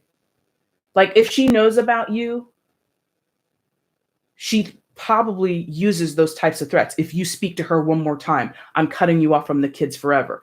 And that's crazy that somebody would do that. Because what are you saying? Live with me in misery, stay with me in misery, stay with your children and be miserable and held to your children. Don't seek your own happiness. How's that going to, see, that's what I'm saying. How's that going to be good for the kid in the long run, right? To know that their father was guilted into staying with their mother because their mom was threatening to keep the father from the children. People's insecurities are terrible motivators. People's fears are terrible motivators, but that's what it feels like. So what do? You've hung in there, offered him a shoulder to cry on. I feel for your situation, babe. She's crazy. She's this, she's that. And you guys have this connection. Perfect. But what is, this in the middle? This Six of Swords. Something's got to give here. Something's got to give here for you. As much as you might love this person or care for him, it's kind of like, are you getting anywhere? Because that's a hostile way to start a relationship on the back end of a terrible breakup or some really adverse, crazy relationship where he was being guilted and threatened or the children were used as some type of collateral. Fucking hell is that? It's unhealthy is what it is. So for the sake of your healthiness, for the sake of your wellness, you might need to back up off it. Maybe not forever, but maybe for a while. Draw the line possibly until you do X, Y, Z, or until that situation calms down. You and I, we gotta chill for a minute. If he could wait and work towards that, cool. But if he's coming towards you and then is pulled back, it's very difficult. That situation with the children or the child or however many young people are involved here, it's very difficult because I get the sense that in some ways he's trying to be a stand-up guy and a decent person. Many people, personal experience here, choose other things over their children, right? So it's kind of like you can't blame him, but at the same time you're frustrated. And for the sake of yourself, because you're asking about yourself, are you kidding yourself? I don't think you are. But are you going to be miserable? Are you going to be unfulfilled if you stay there? Yes. Ace of Wands in reverse. You will continue to be unfulfilled if you let this relationship stay the way it is. The status quo stay the way it is. We can have little romantic trysts here and there. We can send each other little love messages, little cute little Snapchats or whatever back and forth to each other, little sexting here and there, whatever you're doing with this person. No judgment. You can do what you want. But it's not going to get where you want it to be. Not at all. He might want the same thing. You both could want this so bad, but he's held up and you're standing there waiting, hands up like this, waiting to receive whatever he's bringing to you. But it tires you out and it's unfulfilling. So if he's the one or some type of soulmate, if you were here a moment ago, you may recall what I said about soulmates, here to teach us lessons. They might be romantic or sexual connections, but they're not always pleasant. And they're not always forever. So is this a significant relationship? Is it good in that way of it makes you feel good and you feel connected to this person? Sure. But is it going anywhere? No, not right now. Nuh-uh. So it's up to you. I don't see any type of change happening except for you. And it's only a potential because tarot is not, I'm not going to tell you what you're going to do. You're going to tell yourself. Do you want to move on? Part of you is like, I'm so tired. The other part of you is like, but what if I lose him by going away? What if I lose him? Are you having him now? Move off. Stop being him. Date another person. Or go single for a while. Cut down the frequency of communication. Maybe you guys talk every day. Don't answer his text every once in a while. He might ask, what's going on? What's changed? I love you. I care about you. I want to be with you, but this is unhealthy for me. And I don't want you to abandon your children, abandon all your responsibilities over there for the sake of me. I respect that you're trying to be an upstanding father, whatever, whatever, whatever. But for my health, my wellness, my sanity, my heart, I can't be this involved. That might be what you have to tell him. All right, Kristen. So I hope that answers your question. I hope that helps you. Yeah, man. Taurus love life ain't looking so hot. Some of you, not all of you. It's still the general wasn't good either. So hopefully, Kristen, that helped. Man, it's rough out here. But again, like I said about this Scorpio thing, it's kicking people's asses. This Scorpio full moon is hurting. Okay. I'm going to get caught up in chat. I'm going to go back and see what I missed because a girl be channeling. All right. So Kristen had her question. You're welcome, Kristen. I do appreciate it. Oh, Melissa, thank you. If you're still here, thank you for subscribing. I appreciate that. And liking the video. Very much appreciate it. Oh, thank you. You know, from this distance, no shade on brother, okay? From this distance, it does look good. Up close, he did not miss his calling. And I mean, it was just like with the Clippers in the house, so it wasn't like, professional or anything. But thank you. Thank you, Sissy. You're welcome, Deborah. Hi, Deborah. Did you have a question? Are you a Taurus? If there are any Tauruses here who haven't spoken up and you want to get your question answered, feel free. Kristen, I know you're right. I just needed to be validated. It's exhausting and I have backed off. Oh, you did back off. Not his child. Wait a minute. Not his child. And is trying to help me as well as he has helped. And I cannot do it anymore. It's not a problem. Trying to be unconditional with my love. Listen. You're welcome, Kristen. Not his child? So it's the woman's child, not even his child, and he's trying to be a good guy and take care of that kid? He's a nice guy. He's a very nice person. That's crazy. That's crazy. Deborah, as a Taurus, go ahead and ask your question. I will answer it with one of my variable decks over there. Or varied. Oh, I swear to God, I did get an English degree. I know words, people. I have the best words.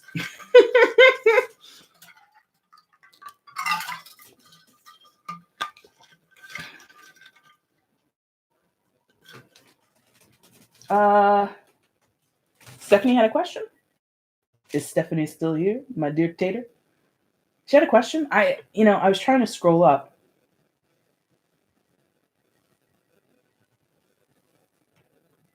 Oh, I see. Yeah. Are different decks for different questions. Not specifically. Like they rotate. Well, they don't rotate. It's like I go over here. I kind of just like get into a vibe, thinking of the person or thinking of the question that I've just read, or if I'm doing a particular topic, love and romance, career and finance, whatever. And I'll just like look, or I'm looking for a feeling as I move my hand over, and I'm just like, it's given to me. It's not specified like every time I read a love question, it has to be this deck. No. But is it decided specifically because they say, hey, that's the deck we want to talk to that person with? Yes. So yes and no, I guess is the shorter condensed version, or condensed answer, I guess. Deborah's question. Thank you. My connection, my love connection, is it real or is there a third party? Okay. For Deborah. What's the last name? Shuck. Deborah Shuck. Deborah Shuck's connection, her love connection, is it real or is there a third party? Let's find out. And I don't know if you guys can hear that tapping, if Stephanie's still here or anybody's curious. When I'm tapping, it's just like moving my fingers across the decks. And sometimes I'll get a little pinch or something will hit the palm of my hand that makes me know that that's the deck. Stephanie. Deborah Shuck. Love connection, is it real or is there a third party? Ooh.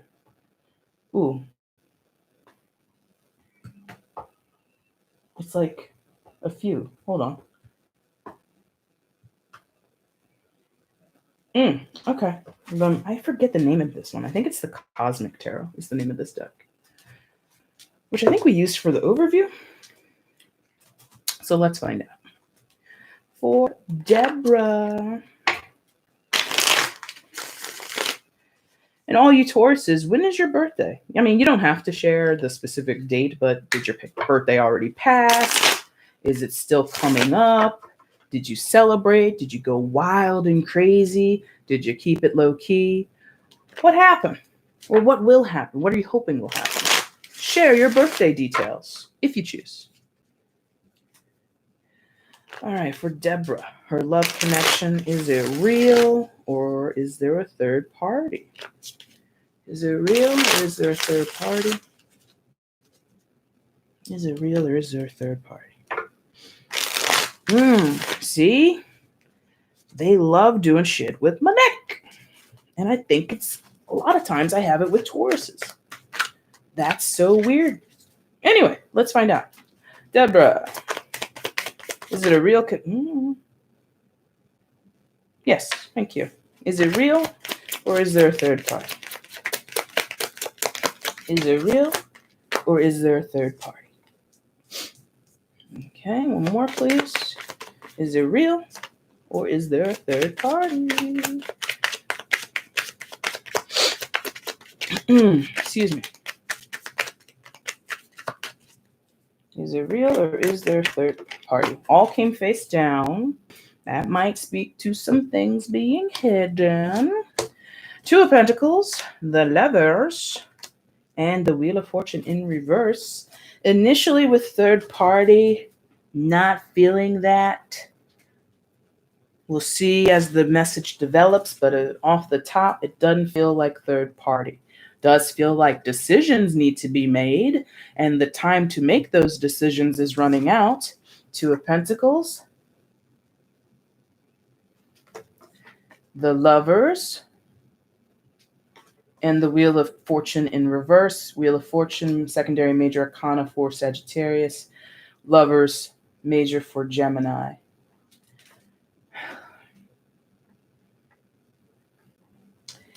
What's this? Like, who's in the air about this? Is it you? Is it him? Well, it must be him or whoever your person is. I assume male. It doesn't have to be, of course. But it's like choosing between possibly being dedicated, being committed, or official. Let's say it that way, official. Might be some confusion over the intensity of the relationship, over how to define it. You know, Two of Pentacles aims to be practical, aims to make decisions and move in ways that are firm. So somebody here wants things to be firm, solid, presumably you, right? And I feel you both share this energy, or you're at this, both of you, let's say it this way, you're at this crossroads together. You're like, let's go this way. It's solid. It's a clear definition of a relationship. I want to be this with you. I want to go here with you. I want to make these plans with you. And he might be back and going, I don't know about either of these options. Or he might be leaning the other way. Let's just keep it casual. Or, yeah, we have a connection, but I don't think it's that way. I think it goes this way. And to go this way would be, let's just keep it casual for the next couple of months or years, right? As an example. Or you might be the other way. You might want to keep it casual.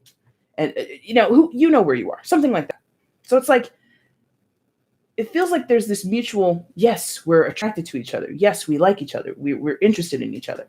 But how we create or continue to go forward together is a discrepancy. Could be over money, stability, being in a position to provide. This Two of Pentacles, no offense to anybody in the crowd, okay? This is the first time I'm reading this way, I think. That guy, no offense to anybody, he looked like a shorty. And no offense. He looks like a short-statured man. And it's a big generalization, but I get it, because in our society, in many societies, the taller the man, the smarter he is. This is how people perceive them. Smarter, more attractive, more successful. A guy who's like 5'8"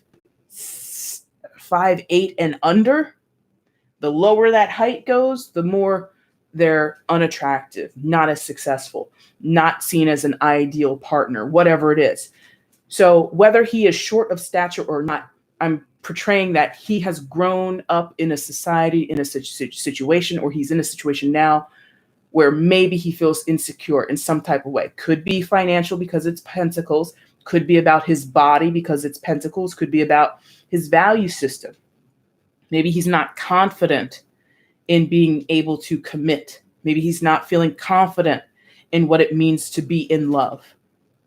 With the card that's coming up, possibly a soulmate, or the aspect of what it means to be a soulmate. You're here watching tarot on YouTube. You're probably a little more open to the prospects of what a soulmate is, how to connect with people in significant, intimate relationships, spiritual connections. He might be like, I don't know about all that. What are you talking about? Skeptical. Gemini energy, skeptical. As much as this is Gemini's card, the aspect of Geminis is to be skeptical, to read twice, to read the fine print on something, to go over it twice, to consider things heavily before deciding. All air signs do it. And Gemini being one of the signs of duality, Libra would be the other. Aquarius isn't really a duality sign, but they also do this sometimes, of being of two minds about something. Yeah, Aquarius probably does it the least among all the three air signs, okay? So if he's in that Gemini energy, sure, I care for you. I'm attracted to you. I think you're amazing. I love spending time with you. I love the physical connection we got, but I'm also kind of like, I don't know. I'm skeptical. He's skeptical about this. Maybe he's never felt this way about someone before, or maybe he's been burned before in his past with that Two of Pentacles, making him gun shy. Maybe he lost in another relationship. He got burned in some type of way. And now to connection with you, he's like looking over his shoulder or looking side-eyeing you. Like, can I trust her? Can I be sure? Uncertain. Even though, on the other hand, with the other twin, if this is like that Gemini energy, with Gemini, if you don't know about them, their icon, their symbol is the twins, right? One twin says this, one twin says that. One twin acts this way, one twin acts the other way, right? It's like this diverging energy. And so Geminis, as a singular person, always, to some degree, have two people inside of them. Not calling them crazy or schizophrenic or anything like that. But this person, this guy, is just like of two minds about it. One day he's all into you and he's like, yes, yes, yes, yes, yes. Next day he's like, maybe. And then the third day he's like, no. And then we rotate back around to the yes, yes, yes, yes, yes. Wheel of Fortune. Going around and around and around with this guy. Around and around and around. Some days are great. You guys are super in love. It's incredible. You've never met anybody like the other person.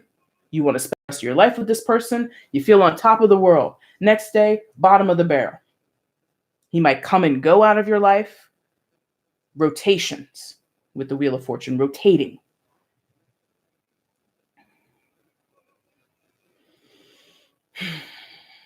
Is there a third party? Remember I said I didn't feel it, but if it came up, I was going to express it. Maybe. This rotation thing. You might be in a rotation with another person, with a third party that you don't know about. We might clarify. And this rotation, being that the Wheel of Fortune is in reverse, might be some misdeeds. That could be why it's in reverse. Let's clarify. Because I'm like, how can you, I get like, maybe in the past being burned and you're unsure, you don't want to risk getting hurt. I get that. I get the insecurity. I get it. Maybe not, I don't have a great job, or I can't provide for you. If he's that traditional type of guy, I want to provide for you. I want to be able to take you out on great dates. And, if he's not making a lot of money, I get all that. Then I get here, this cyclical shit is possibly more than insecurity. Let's find out. Why is the Wheel of Fortune here? Please clarify the Wheel of Fortune for Deborah. Why is the Wheel of Fortune here? Okay. Magician. Why is the Wheel of Fortune here? Why is the Wheel of Fortune here? Please, one more card on the Wheel of Fortune. Why is the Wheel of Fortune here? That one? Yes. Thank you. Okay. So Magician and Knight of Cups. He could be talking to other people. Whether he's physically involved with them, I don't know, but he could be talking to other people. The Magician. Secondary major for Gemini and Virgo. That's 2 for Gemini. Lovers and Magician. 2 for Gemini. Of 2 minds. 2, more than one. Say it that way. Okay? I mean, same difference. And the Knight of Cups. Don Juan energy or romantic lover boy, lover energy. Romantic. Now, I asked for it to clarify the Wheel of Fortune in reverse. Wheel of Fortune is a card of expansion, of growth, of luck, prosperity, okay? It's related to Jupiter. But it's in reverse. So it's marred in some type of way. It's not coming through clearly. It's not coming through powerfully. It's not on the up and up, right? Magician has the potential to be a manipulative energy, has the potential to be a shyster energy, to create illusions. What is a magician? Well, R.I.P. to Roy, because he just died today out of Siegfried and Roy, right? But what is any, well-trained magician, or super professional magician known for? Creating illusions, making you think something happened when damn well it didn't. Here's a white tiger in a box. That bitch just came up out the ground, came up out the stage. It didn't magically manifest there and all the atoms were put together in 5 seconds. No, that there was a trap door and the tiger came up out of it. You see what I mean? So there's this potential, if not, they're like, it's like, yeah. So, Deborah, this has devolved. Or it's complicated. And that could be why there's indecision. Someone who's creating a scene, an illusion, a vision of themselves with you as being this romantic, dedicated, or very available. Maybe that's the illusion. Maybe the illusion is he's available. Okay, there we go. They're like, if there is a third party, I don't think it's manifested yet, or I don't think it's hardcore yet. I don't think it's like attached. Is he thinking of other people? Is he reaching out, swiping left and swiping right? Possibly. The other thing is he could be creating this idea of availability. Going back to what I said about being insecure. I want to date you, but on his end, I'm too short. I don't make enough money. You intimidate me or whatever, or I don't feel attractive enough for you, or whatever the insecurity is. It doesn't have to be that he is involved elsewhere with another person. That is here. I'm not going to deny that. But I feel this is trying to mask the truth of whatever is holding him back.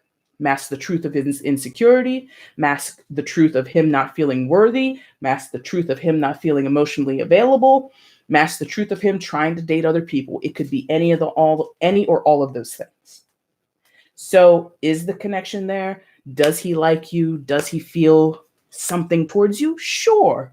But Taurus energy tonight, all you guys asking about your love lives, many of you are messing with partners who aren't on your level, who aren't wanting to be as open, as forthright, as committed, as whatever. A lot of these people are in some other bullshit, personal to them, insecurities, whatever, emotional unavailability, whatever, baby mama drama, baby daddy drama, whatever. So, is there a love connection? Sure. Are you gonna get somewhere with it? I don't think so. Not really. Because he's playing games to a certain extent by creating illusions with that magician card. So are you kidding yourself? Maybe a little bit. Or excuse me, that was the previous question. I'm sorry. You had phrased it what? Is there a third party? let's say it this way, because I normally would say that. Third party doesn't always have to be another person of a romantic interest. He could have other behaviors, other lifestyles that he's hiding from you. It doesn't have to be about him dating someone else, right? So let's say it that way. If there is a third party, it might not be necessarily romantic. Could be. But that Knight of Cups could be. And that's the thing. That Gemini energy coming through, that really was giving me all this uncertainty. Like, maybe, like little cutesy, like maybe, maybe not. Secretive. If you want someone straight up and forthright, it's not this person. They're not mature enough for it. They don't want to expose themselves, be vulnerable in that way. So, Deborah, I hope that helped you. If it did, hope you like and share, like and subscribe to the channel if you haven't already. I'm going to jump back into the chat now, see what I've missed. Where are we? What? It's like I got to come down. I got to come back into my body. What happened? What did I miss? Where was I? All right. All right. I asked you guys when your birthdays were. Melissa on the 2nd. Happy birthday. 420 for Deborah. Happy birthday, friend. And yeah, actually, Deborah, 420. You're also partially Aries. That's close to Aries. Yeah, because Aries. Wait, no, not Aries. Yes, Taurus. Yes. Oh my God. I was like trying to go back to Pisces. You're on the cusp between Aries and Taurus. Anyway. 420, Nikki D. Thank you, Nikki. I will get to your question in a second. Oh, Deborah. He is a Gemini. Isn't that shit crazy? Both those Gemini cards came out. Damn. Is there any way to book a reading? Yes, you can. Yes, thank you, Sissy. You can email me at EmpathicFire82@gmail. Pricings and listings are in. If you go to my page, there's just going to be a description under any of the videos. Minis are $25, regulars are $45, extendeds are $80. Mini gets you about 25 minutes to 35 minutes. Regular gets you, what is it, 35 to 45, something like that. And then, or maybe even up to an hour. I can't remember what my hours are. It's really sad. And then the 80 is actually, I remember the 80. 80 is for like 60 to 90 minutes, okay? But if you have questions, just email me and we'll work it out, okay? Melissa, yes, thank you. Nikki D is up next. Will my husband ever quit drinking? I'm stuck. It's hard to make solid plans when you can't trust promises. Girl, true. And April 30th. Look at all you April 30th, or you two April 30th. You early Tauruses on the cusp there. Thanks, Nicole. Thank you. You're welcome, Deborah. I appreciate you. I appreciate everybody coming out tonight and sticking around if you're still here from the beginning or whenever you came in. That'd be great. So moving on to Nikki D. Hello, Nikki. Welcome to the reading tonight. I hope you're well. But let's figure it out. Will my husband ever quit drinking? I'm stuck. It's hard to make solid plans when you can't trust promises. Okay. For Nikki D. And I like how there's like a change in my mod. What happened to Anea? Anea was out here doing all the work, and now Sissy took over here. Is Anea on a break, on a smoke break? Lunch break? Which is fair. Unpaid labor should involve some type of break, right? All right, Nikki D. Husband with a drinking problem. Will he quit? And what was it? Will he quit? It's hard to make solid plans with someone who breaks promises. Nikki D with her husband. What's the deck for her situation, Nikki D? That felt wow. Okay. See, and they pick things because, you know, tonally, the visual might be a factor. So you get the zombie tarot deck, Nikki. So we shall see. Oh, work came up. Thank you, Sissy. Thank you for telling me. For Nikki D, work situation. or excuse me, not work situation. Situation with her husband and the drinking.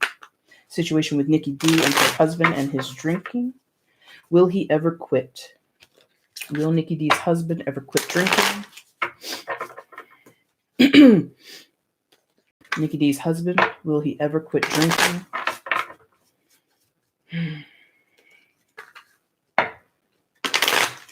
Okay.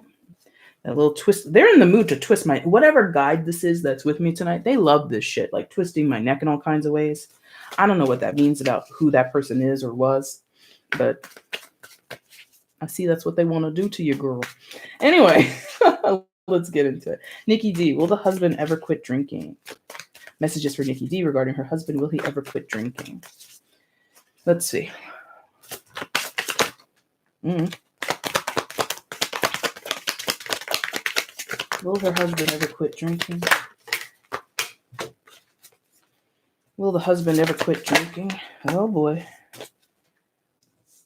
That's 2 so far. Do we want 3? Yes. Again with the neck shit. God. One more. There it is. And the 6 of Swords. Okay. Let's find out what that first card was as it came face down. High Priestess, 4 of Cups, 6 of Swords. Okay. Intervention, my friend. Some type of intervention. I don't know what it is, but he's got to disconnect from, what's this? Him. This, they're making me do this. Him. His consciousness, his way of seeing the world, his way of seeing his life. There has to be a disconnect. So first card you had was the High Priestess. Hide the potato face so we can focus a little bit. Come on now. There. Oh, she had it for like 2 seconds. The camera had it for like 2 seconds. But anyway, there's like a shaman on top of a big skull, or a High Priestess on top of a big skull, I should say. 4 of Cups. There we go. I got to get closer. 4 Cups. And then the 6 of Swords.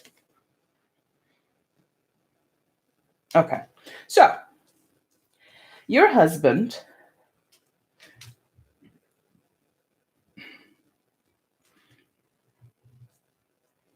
I don't know what his belief system is, and I don't know what yours is. You know, you're watching tarot, so I assume you're a little bit open to spiritualism, open to, you know, the occult a little bit, or esoteric things. I don't know if he's on this journey with you. I don't know if he shares your beliefs or if he would be able to be open. However, there's this need to seek outside guidance or be open to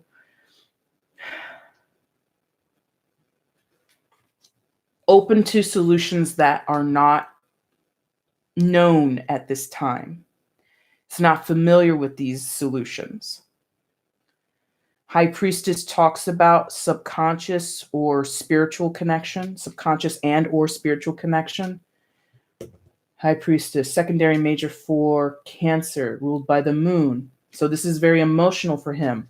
He might have to, you know, you're asking about drinking. And I'm assuming this is in excess, right? So possibly diagnosed dysfunction, not the word. What is the word? Addiction. Thank you. I don't know if he's been diagnosed. I don't know if he has sought treatment for this before. If he has, he might be disenchanted with that approach. If he's been in treatment programs, been to rehab before, he might be like, nothing works. And it's just like, what did I say? He sees the world in one way, right? I don't know why they make me do this, but he's seeing the world in one way. So rehab didn't work. Counseling didn't work. You know, cold turkey didn't work. So he's just convinced himself, or he's convinced that there's no point. However, the High Priestess is knowledge we haven't explored in our conscious mind.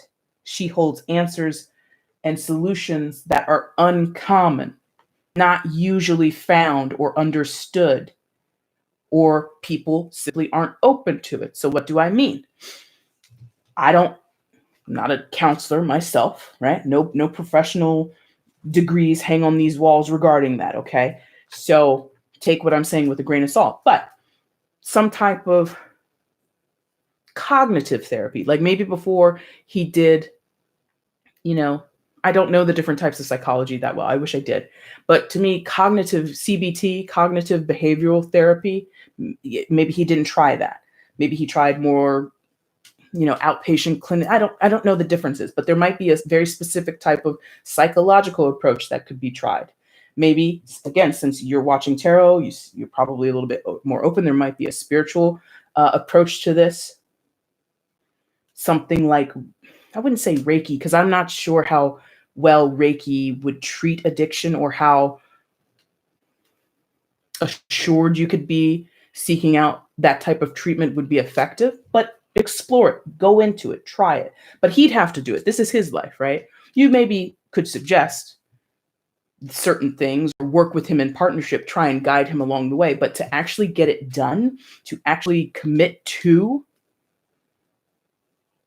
making those changes, seeking that help, and being open to it, he has to. Now, High Priestess, in some ways, can talk to a religious aspect. I don't know if you did or he was, but if you were brought up religiously, maybe turning your back on that, maybe going back towards the religion would be helpful. Or if someone believes that, or it could be the opposite way.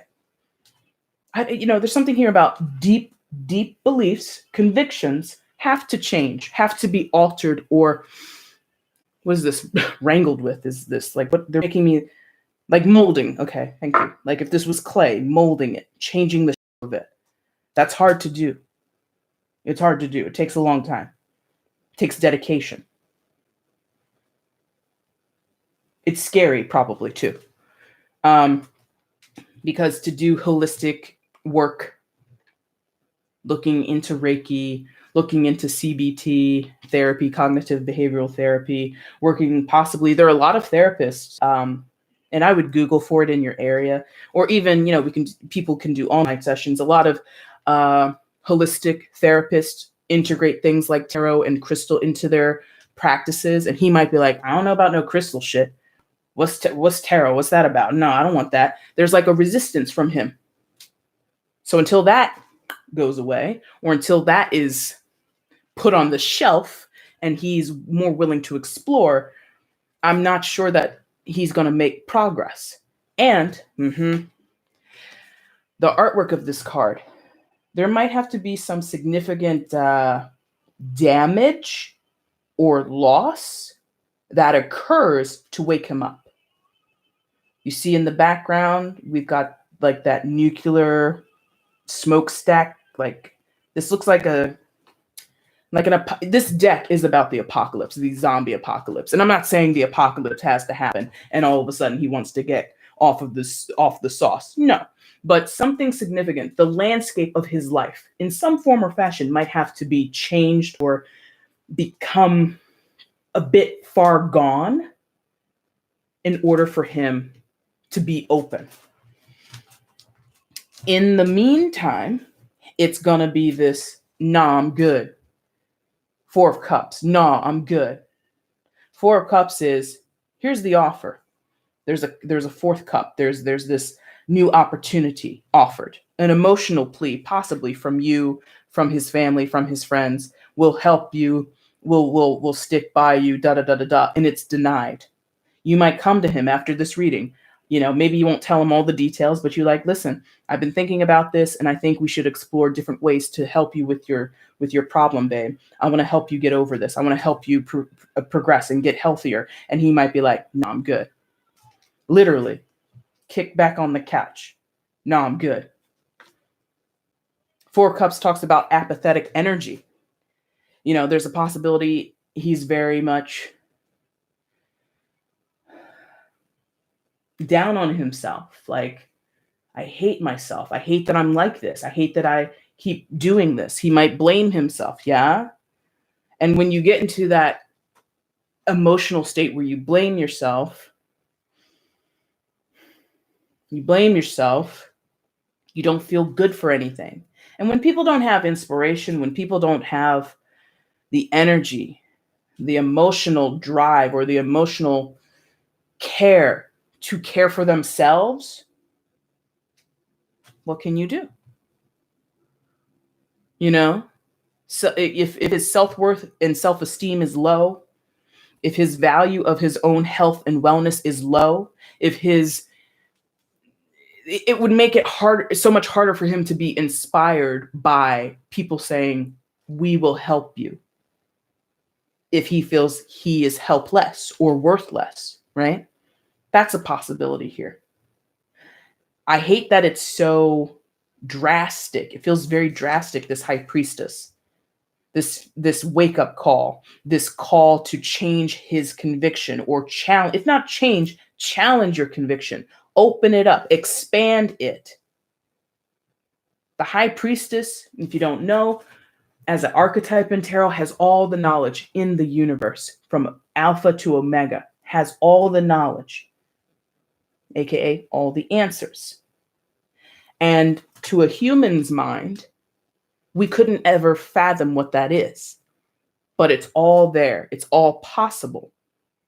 So this infinite possibility of change and progress and becoming healthier, if he doesn't see that, if he has blinders on, what can you do?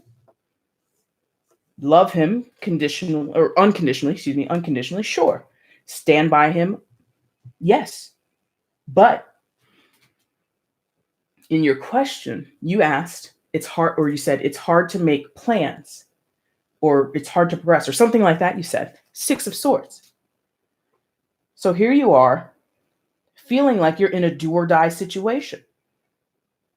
Could be over his life. I don't know how badly he's drinking, how badly his habit is, or how bad his habit is. It could be incredibly bad.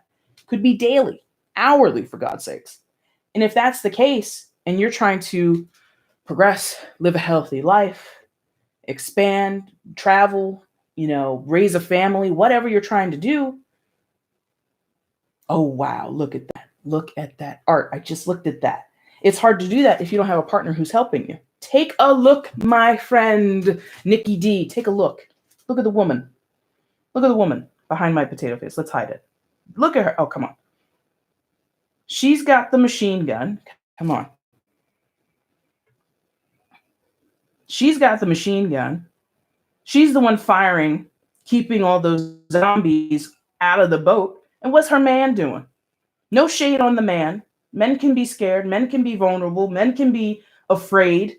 But that's exactly what's going on. She's willing to fight, and he's just sitting there. Let me tell you, I don't advocate. I'm not like the breakup queen. I think people should have loving relationships. But you can't have it when people don't put in the work. And you can't have it when people don't value themselves in the relationship as an individual, are not willing to open their eyes and explore more or challenge themselves. He might be a very lovely person, but he's struggling with something, and you can't rescue somebody who doesn't want to be rescued. You can't save a person who feels they're unworthy of saving. I think it would be very hard for you, because you're in the 4 of Cups too. You're in the 6 of Swords. You're in all of these with him. You're more open. High Priestess, you're the one here watching tarot. You're the one who's looking for advice and guidance, right? You're open to that, to the infinite possibilities. If it's not going to be strict counseling, if it's not going to be traditional rehab programs, what is it? Is it acupuncture? Is it getting involved in another hobby? Do you just need a fucking hobby so that you put down that beer? What is it? You're willing to go to those depths to explore. He's not. He's like, oh, I don't know about that. That sounds weird. That's crazy. I've never explored that. Or I've tried to do this before, and now I don't want to do it anymore. He's closed off to it. 4 of Cups. He's closed off to the offer. But you're sitting there going, here's another cup. Here's another cup. I found this other cup on the internet. I found this other cup by talking to my best friend. Here are all these different options I'm trying to give to you to get yourself out of here.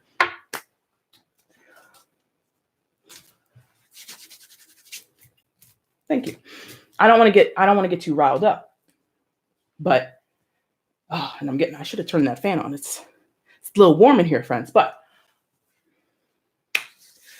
you can't force him to do this. He has to come to this decision on his own. And didn't I say, and again, I don't advocate breaking up, but in time, or not in time, but that might be the thing. And I wouldn't say use it. I wouldn't say, walk in the room and say, okay, we're breaking up so that he can heal. But if you're being pushed to your limits, and if you're asking for progression, asking for him to accept your help, asking for him to find help on his own, if he rejects your help, okay, fine. I just get help on your own. Do what you have to do. If you're asking, I told you, in that landscape, he might have to lose something, have something completely leveled out of his life to wake up. Possibly. Because the Six of Swords, not only is she defending herself and her man, she's in a boat. We're on an escape route. Fuck that zombie apocalypse. I'm not dying in the city. Let's travel over here to safer, calmer waters, because I'm not about all that drama. So your interest is progression, is movement. And he's just like, you might be dragging him along, and he might not be ready for that journey. He might not be capable to meet your level of effort. Nikki D, will he quit drinking? Behaviorally speaking, I see someone who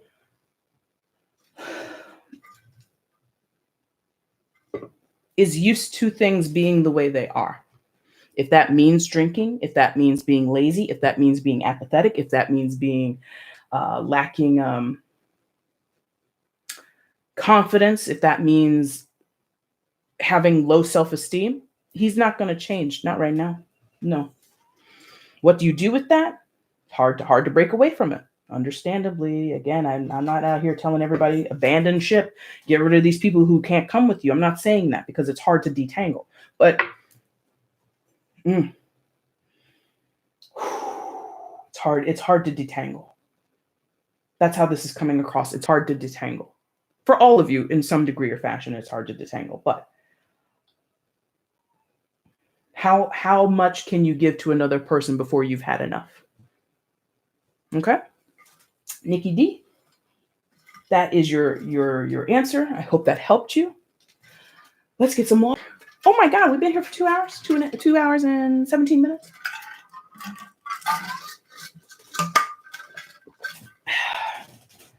Woo, it's warm. Let's see. All right, work came up. I have a guy that likes to trip. Moon goddess. I'll take my neck getting turned to the side over tripping. This is a whole lot of body to go to the ground. It's too much. So condolences to Moon Goddess on her guide that trips her. All right, Melissa. Well, she's gone now. Thank you, Melissa. Thank you for coming tonight. Nikki D, I'm very open. He seems to go back and forth. He won't get professional help. I try to open his mind to these things. We both grew up Catholic.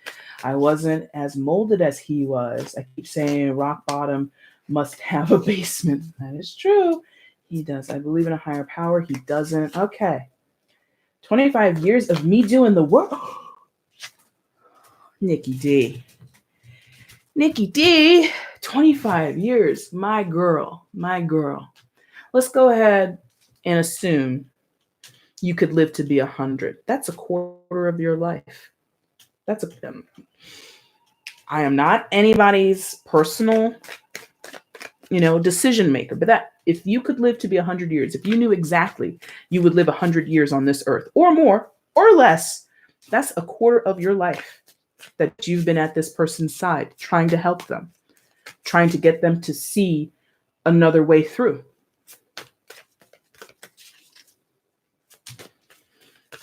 For those who are not aware, my personal goal with my work is to encourage people to live autonomously, to go after their own joy, their own contentment, their own spiritual wellness and happiness, your own sense of calm and joy in this world, and to spend a quarter of your life or less time or more time giving into a situation.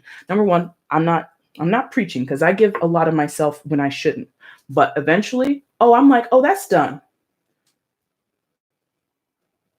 I applaud you. That's dedication. That's patience. That is love. But you can love someone and let them go. I truly believe in that. And I don't want to, presume anything in your situation. I don't want to presume your beliefs or his or anything like that. But I believe you can love someone and let them go. And sometimes you have to. Sometimes you have to. Because my way of loving you and supporting you isn't helping you, clearly. Clearly, it's not helping you. To better yourself, to get healthier, to move away from addiction, to open yourself up to different possibilities of finding a resolution. All the love I'm giving you isn't helping you. So I love you and let you go. But you don't have to listen to me, clearly. You do not have to listen to me. You must make up your own decisions, use your own intuition, speak to your own guides. Make up your mind on your own accord, okay? Now, I'm going to go back to the chat. Well, I did go back to the chat. 25 years. Sweet, he tore me down. You'd want some happiness. Okay. Yeah, man. I advocate that. Personal happiness, personal fulfillment. If you're not seeking your own happiness and fulfillment, who's going to give it to you, right? You got to make it for yourself. You got to work with the universe and make it for yourself. Now, we've been here for about 2.5 hours, so I'm going to do a last call. If there are any other unanswered questions by any Taurus here in the chat tonight, please type it in. And my good mod, Sissy, is going to let me know that you had a question. If not, we're going to be wrapping it up because we had all those general questions earlier in the night. So if you guys missed that, if you came in later to the reading tonight and I read for you now, or you were just watching other people get read, earlier we did the general health and wellness, career, finance, and love and romance. Those messages are, I think, even before we hit an hour, we hit all of those areas, I think. So if you want to check those out, you can hit it on the replay once this is uploaded to the channel. Let's see. I can't leave. I've changed and pulled back my energy. He knows I'm avoiding the drama. You can't leave? You can't leave. I've changed and pulled back my energy. He knows I'm avoiding the drama. Okay. Well, I mean, you have your reasons. You can't leave. I understand. But it's good. You've changed and pulled back your energy. That's good. You got to protect yourself. Or more so, I've been pondering that about protect your energy. I've been pondering about that. And I'm like, what does that mean, protect energy? I'll have to ponder that off camera. But I got to think of like what that means. Because when you say to protect something, it's like exclusionary and kinda in some ways might deep in the subterranean come from a place of fear or worry and lack, which are energies that we all have, but you must transmute them and change them and confront them. So whatever. I gotta think about that myself. All of the above. Ooh, you're isolated. Oh, don't isolate yourself. Well, as much as you can during a quarantine. Don't isolate yourself too much. Reach out. You've community here on this channel. Find other people. Reach out to them. In the community here, online, in real life, on Facebook, tons of places that you can reach out. Hopefully, you have friends and family that you can talk to about this. Hopefully, Nikki. Yeah, man, don't be isolated. You can't. No, don't be isolated. Take yourself out of that energy as much as you can. Okay. Soul Dancer rocks. Nice. Hello. Blessings. Thank you. Thank you very much. You're welcome. Oh, see, I don't even know if I'm gifted. Sometimes I'm just sitting here in this room by myself. I'm just saying words. I hope they make sense. So thank you very much for the praise and you're very welcome for whatever you got out of this reading, whatever insights and that I could offer to you. I appreciate it. Soul Dancer, we're about to wrap it up, but if you're a Taurus and you have a question, I will let you be the final question of the night.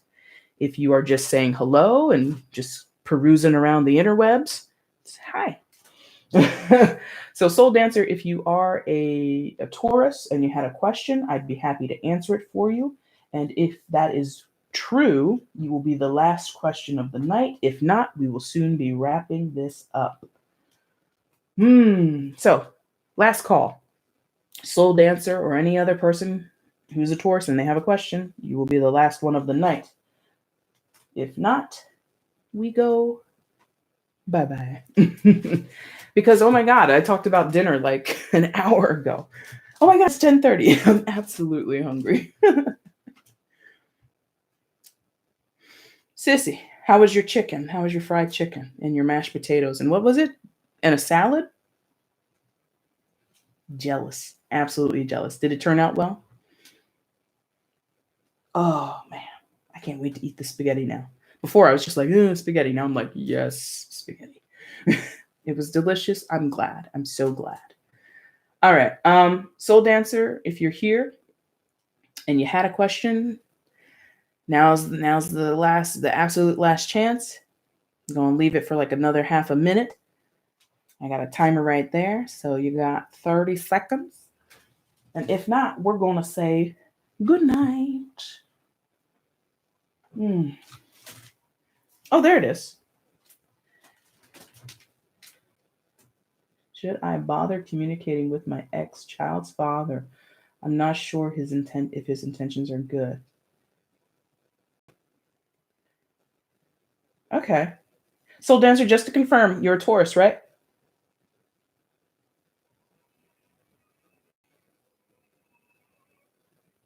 I have a hangnail. Damn it. They're the worst. And I'm probably going to pull it off. Oh, I did. And it didn't hurt. That was good. Just to confirm, I just want to make sure you're, a Taurus, honor system here, everything like that. Should I bother communicating with my ex-child's father? Not sure his intentions are good. Thank you, Deborah. I enjoyed hanging out. I enjoyed having you here hanging out. Always enjoy answering your guys' questions. It's so. I'm always curious, like what people want to ask in tarot, because I ask the same old questions over and over again. So it's good to see what other people are wondering about in their lives, right? All right, Soul Dancer, let's just go ahead and do your question. Soul Dancer wants to know about the ex. To communicate, are the intentions good? Soul Dancer, communicating with the ex, are the intentions good from him?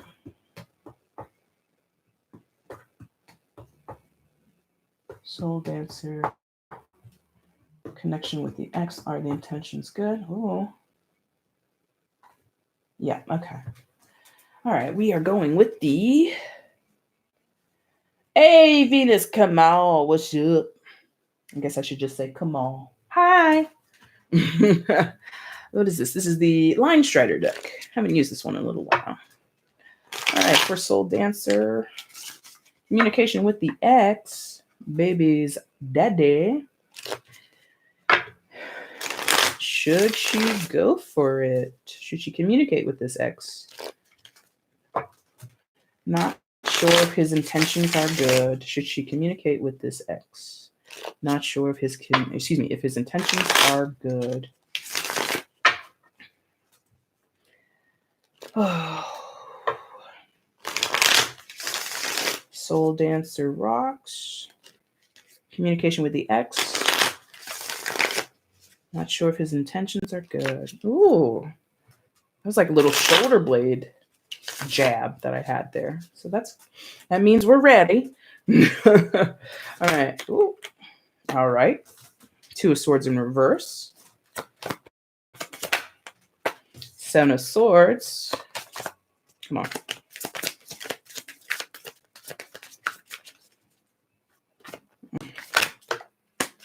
Came out pretty quickly.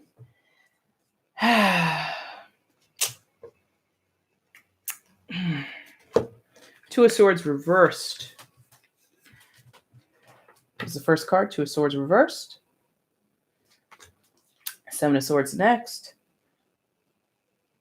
And the Eight of Pentacles to wrap that up.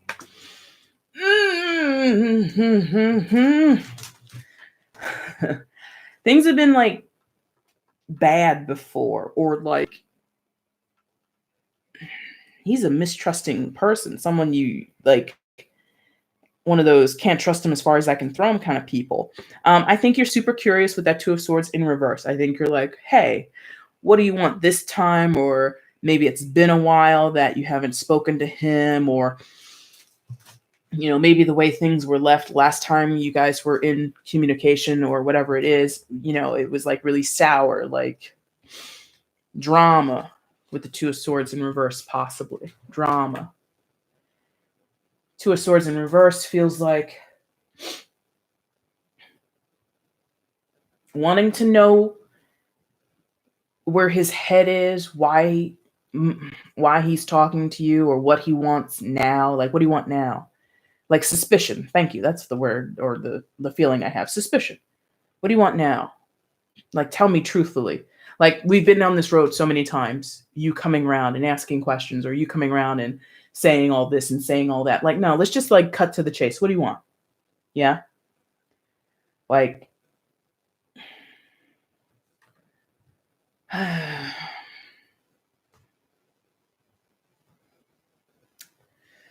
don't like it, because I feel like this person can come back and be the sweetest person, or be decent, be cool, be chill. But then there are times when you guys talk to each other or come into proximity, and he can be kind of a dick, an asshole.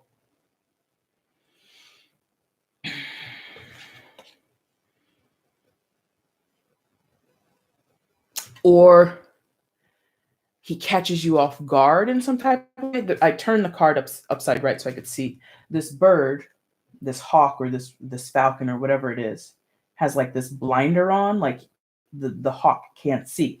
So the hawk or the falcon or whatever type of bird this is, a bird of prey, laser focus, hawks, falcons, owls, they can see, their eyesight is crazy, right? They can perceive from miles and miles away. They can see danger, see their dinner on the forest floor, see a mouse crawling in the grass, right?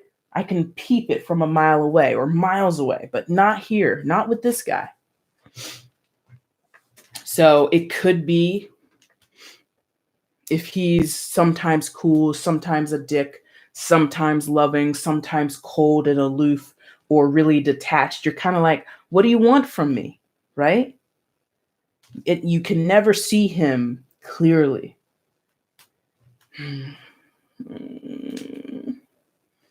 But the curiosity is so strong on your end. You're like, but I want to know, what do you want? Just as things were getting good for me and the kids, here you come.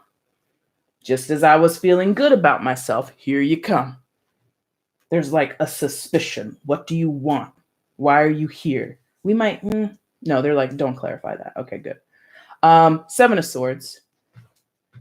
Sneaky behavior. Right? It's not super in focus. There you go. Much better. Seven of Swords. Look at that. Look at the town in the back. Smoke everywhere. Presumably a fire. Presumably danger. Presumably, if this is like a small village and it takes the village to survive, this guy, he's sneaking off in the back instead of jumping into the fight to help, helping to fight the calamity that's at home. So when things get dusty, this guy gets ghost, right? Things get hard and difficult, out the door. Not accusations, but hey, tell me the truth, out the door. Seven of Swords does not want to tell the truth, does not want to be asked to tell the truth, does not want to be involved in truth-telling, does not want to be held accountable for any damage done. This person in this card, maybe they started the fire. Maybe they started the fire as a distraction so that they could steal the swords. This guy, shiesty. Nope. Shiesty. Nope. Get out of here. And it can be confusing if he comes in with that sweet talk, comes in bearing gifts. I got you something. I got you something special. So what? I got something for the kids. Can I bring it down the house? You can leave it on the porch, ring the bell, and get back in your vehicle and get the fuck up out of here. Just saying, you don't have to say that, but, it's that energy of, I want to slide in real easy, like, not cause Soul Dancer, thank you. That was the name, Soul Dancer, right? Not call Soul Dancer to be suspicious of me. So let me cause a distraction over here. Here's a brand new gifts. Here's, let me take the kids to the movie. I brought you guys ice cream cones. Whatever. That's a ploy. That's a ploy. To get in the door. For what? What do you want? You need a place to stay? You need some money? You want some food? You want some sex? What do you want? I just want to spend time with my kids. Do you really? What do you really want? We might clarify that. Eight of Pentacles. Exactly. Look at this. Look at this woman on this card. Look at this woman. Eight of Pentacles. Look at her. Holding on to that pentacle. Do you want this? You want my pentacles? Why do you want my pentacles? She has earned something. This female character, presumably you, my friend, earned something, worked up to maintain something, to money, a place to stay, food on the table. Maybe you have a job opportunity. Maybe you could get this guy a job somewhere, something like that. You have something he wants of value. Can be the children. I've not ever said that about pentacles equaling children, but pentacles equal what we value, what we hold close to us, that is important to us, that makes us feel safe, secure, stable, taken care of, or that we put our love and our energy and our effort into, right? You have the kids. He might want to spend time with the kids, honestly. But in order to get to them, he's got to sweet talk you. Does he want to be with you? Does he want to reconcile with you? Maybe not. But he knows he has to play that game, play nice with you to get to his children. Okay? So you hold all the cards, all the chips, right? To let him have it or not. Look at that little animal next to her. That little animal looks like a cat or like a little chihuahua or something like that. That's your intuition. That's one of your guides. That's your discerning eye saying, watch out for this guy. You've got something to protect, and he's trying to come in the back door real slick. Nah. If he's not out to take money from you or mislead you anyway, he's not there for, you said his intentions, you're not sure if he has good intentions. Yeah, he might, I don't know. If it's not to get money from you, to stay with you, get something of tangible value from you. If it is to get closer to the kids, or if it is to see his children, he's doing it. It's like catching a fly with honey, right? You catch more flies with honey than you do vinegar. Like, I'm not saying that he does, but just as an example, he might really not like you anymore or love you anymore, or he might not be interested in you and him having a relationship. But he might very well know, to get to my children, I have to be amicable with this person. I have to be nice to her. I have to compliment her. I have to bring her a gift. She won't let me see it. I'm not saying this is like your requirement. In order to see your children, you better bring me something. No. But he thinks to win you over is a quicker way to get to the kids. That might be it. And maybe you still have feelings for him. Maybe he says things that makes you think he might still have feelings for you. I don't know. But that might be a mask, a ploy to get further in towards the children, or whatever the Eight of Pentacles is that he wants, that you have. You have something he wants.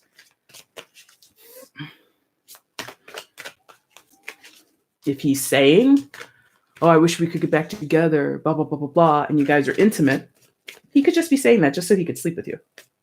It's whatever is specific to your story. He's going to say what he needs to say to get in the door, to get closer to what he wants. That's it. I'll give you one clarifier on the Seven of Swords. What's the Seven of Swords? What is he holding? What is he hiding from Soul Dancer? What's the truth behind the Seven of Swords? Please show us. What's the truth behind the Seven of Swords?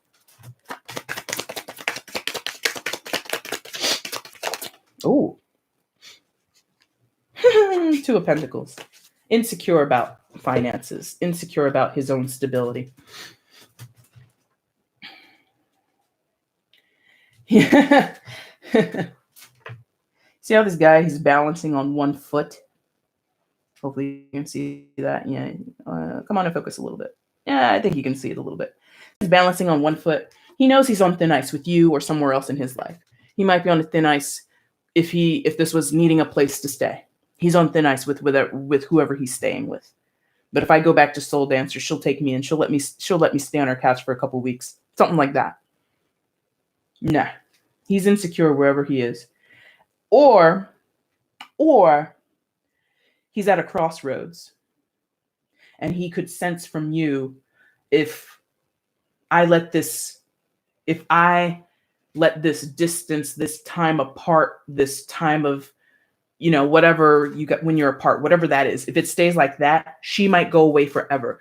Some people just want to have access to a person, just want to have access to an opportunity, to a situation, to a circumstance, to a place, to their children. I know what that's like. Live through that bullshit, okay? Where it's not even that they want to be there constantly. They just want to be able to come back when they want to. Nah, man. Who has time for that revolving door bullshit? Either you want me and the kids or you don't. Either you want to be consistent in your children's lives or you don't. Either you consistently want to work out a partnership or work out a co-parenting situation or you don't. Get out of here with this half step. No. You can deal with him as much as you want in whatever way you want, but no. A lot of no's tonight for the Tauruses. Y'all are dealing with some bullshit people, honestly. No offense to you guys. No offense, because I know there are emotional ties and I know that is very difficult. But no, anybody who's not compromising, anybody who's not showing up and being forthright, fuck all that. Who has time? I don't. You shouldn't either. But it's your life. You do what you wish. Soul Dancer, I hope that helped you. Let's go back to the chat and we're going to wrap it up. A Gemini, another Gemini. Come on. Listen, all you Taurus, you were one. I think there were 3 of you tonight with Geminis. I rarely cross promote myself. Check out the Gemini reading that I did for May. Check it out. It talked in there about Geminis being in such a confusing place in their time. They don't trust themselves. They're not listening to themselves, or they're listening to outside information. They're listening to themselves too much. They're not listening to other people. La, la, la, la, la. They're fucked up at this time.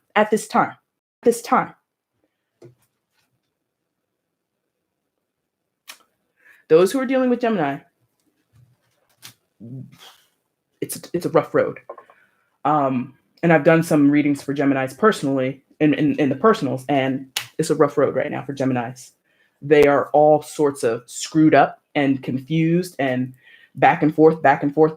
So good luck with it. So anyway, I didn't even finish what the hell what you wrote, Dancer. He's a Gemini. There's been a lot of deceit and not responsible. This has been going on for 8 years. 8 of Pentacles, 8 years. Oh, yeah, Soul Dancer. Okay, Soul Dancer rocks. Yes, exactly. Yes. Seems like he uses the emotional string to get to me, meaning try to talk me into being with him rather than focus on being a good parent. See? Trying to get in good with you emotionally for comfort. Maybe, yes, I want to get in good with you so I can, I don't know, because you're saying instead of focusing on being a good parent. So maybe he's neglecting his parental duties, or maybe he's neglecting his role as a father, and he'd rather just have the intimate romantic element of it, how the kids came to be. It was, all that stuff before they came to be. That's what I want. I don't know. But if your goal is to have a good relationship with your children and to have them have a good relationship with their father, you and him are aligned. And you'll do with that what you will. So thank you, Soul Dancer. You're very welcome. I see you gave me thanks there. We're going to quickly wrap this up because this is a long ass live. This is almost 3 hours. My spaghetti is waiting. Ladies and gentlemen, Tauruses and other signs alike, no matter where you are in this world, I hope that you're doing well. I hope that you're mending in this time of COVID-19 coronavirus that's going on. Hopefully you and your family stay safe. If you like what, guys, please like, share, subscribe, and comment on the video. Continue to come back for your monthlies and mid-monthlies. Taurus, specifically for you doing a live, I'll see you in 2021 for your birthday readings. But if you want a reading from me, you can check the description box below. I will post the information on how to order from me on this video. It's on my other videos as well. Feel free to follow me on Instagram, EmpathicFire Tarot, over there on Instagram. I'm going to beef it up over there. I'm going to do more with it very soon. And yeah, I'm eventually going to start doing surprise lives, maybe once a week, not once a week, once a month. I work full time. I do not have enough time to do all this. But maybe once a month, I'll pop on and speak to you guys live. That would be for all signs, no matter who you are. I'd answer your questions. If I do it, again, it'll be a surprise. I can't be scheduling these things because, yeah, I'm tired of scheduling things. I need to be more rambunctious, more spontaneous. So I want to thank everybody for showing up tonight. I really do appreciate it. I hope you all stay well, stay safe, stay happy, be sane and happy, okay? And we'll speak soon, okay? Thanks, guys. Everybody have a good night. Take care.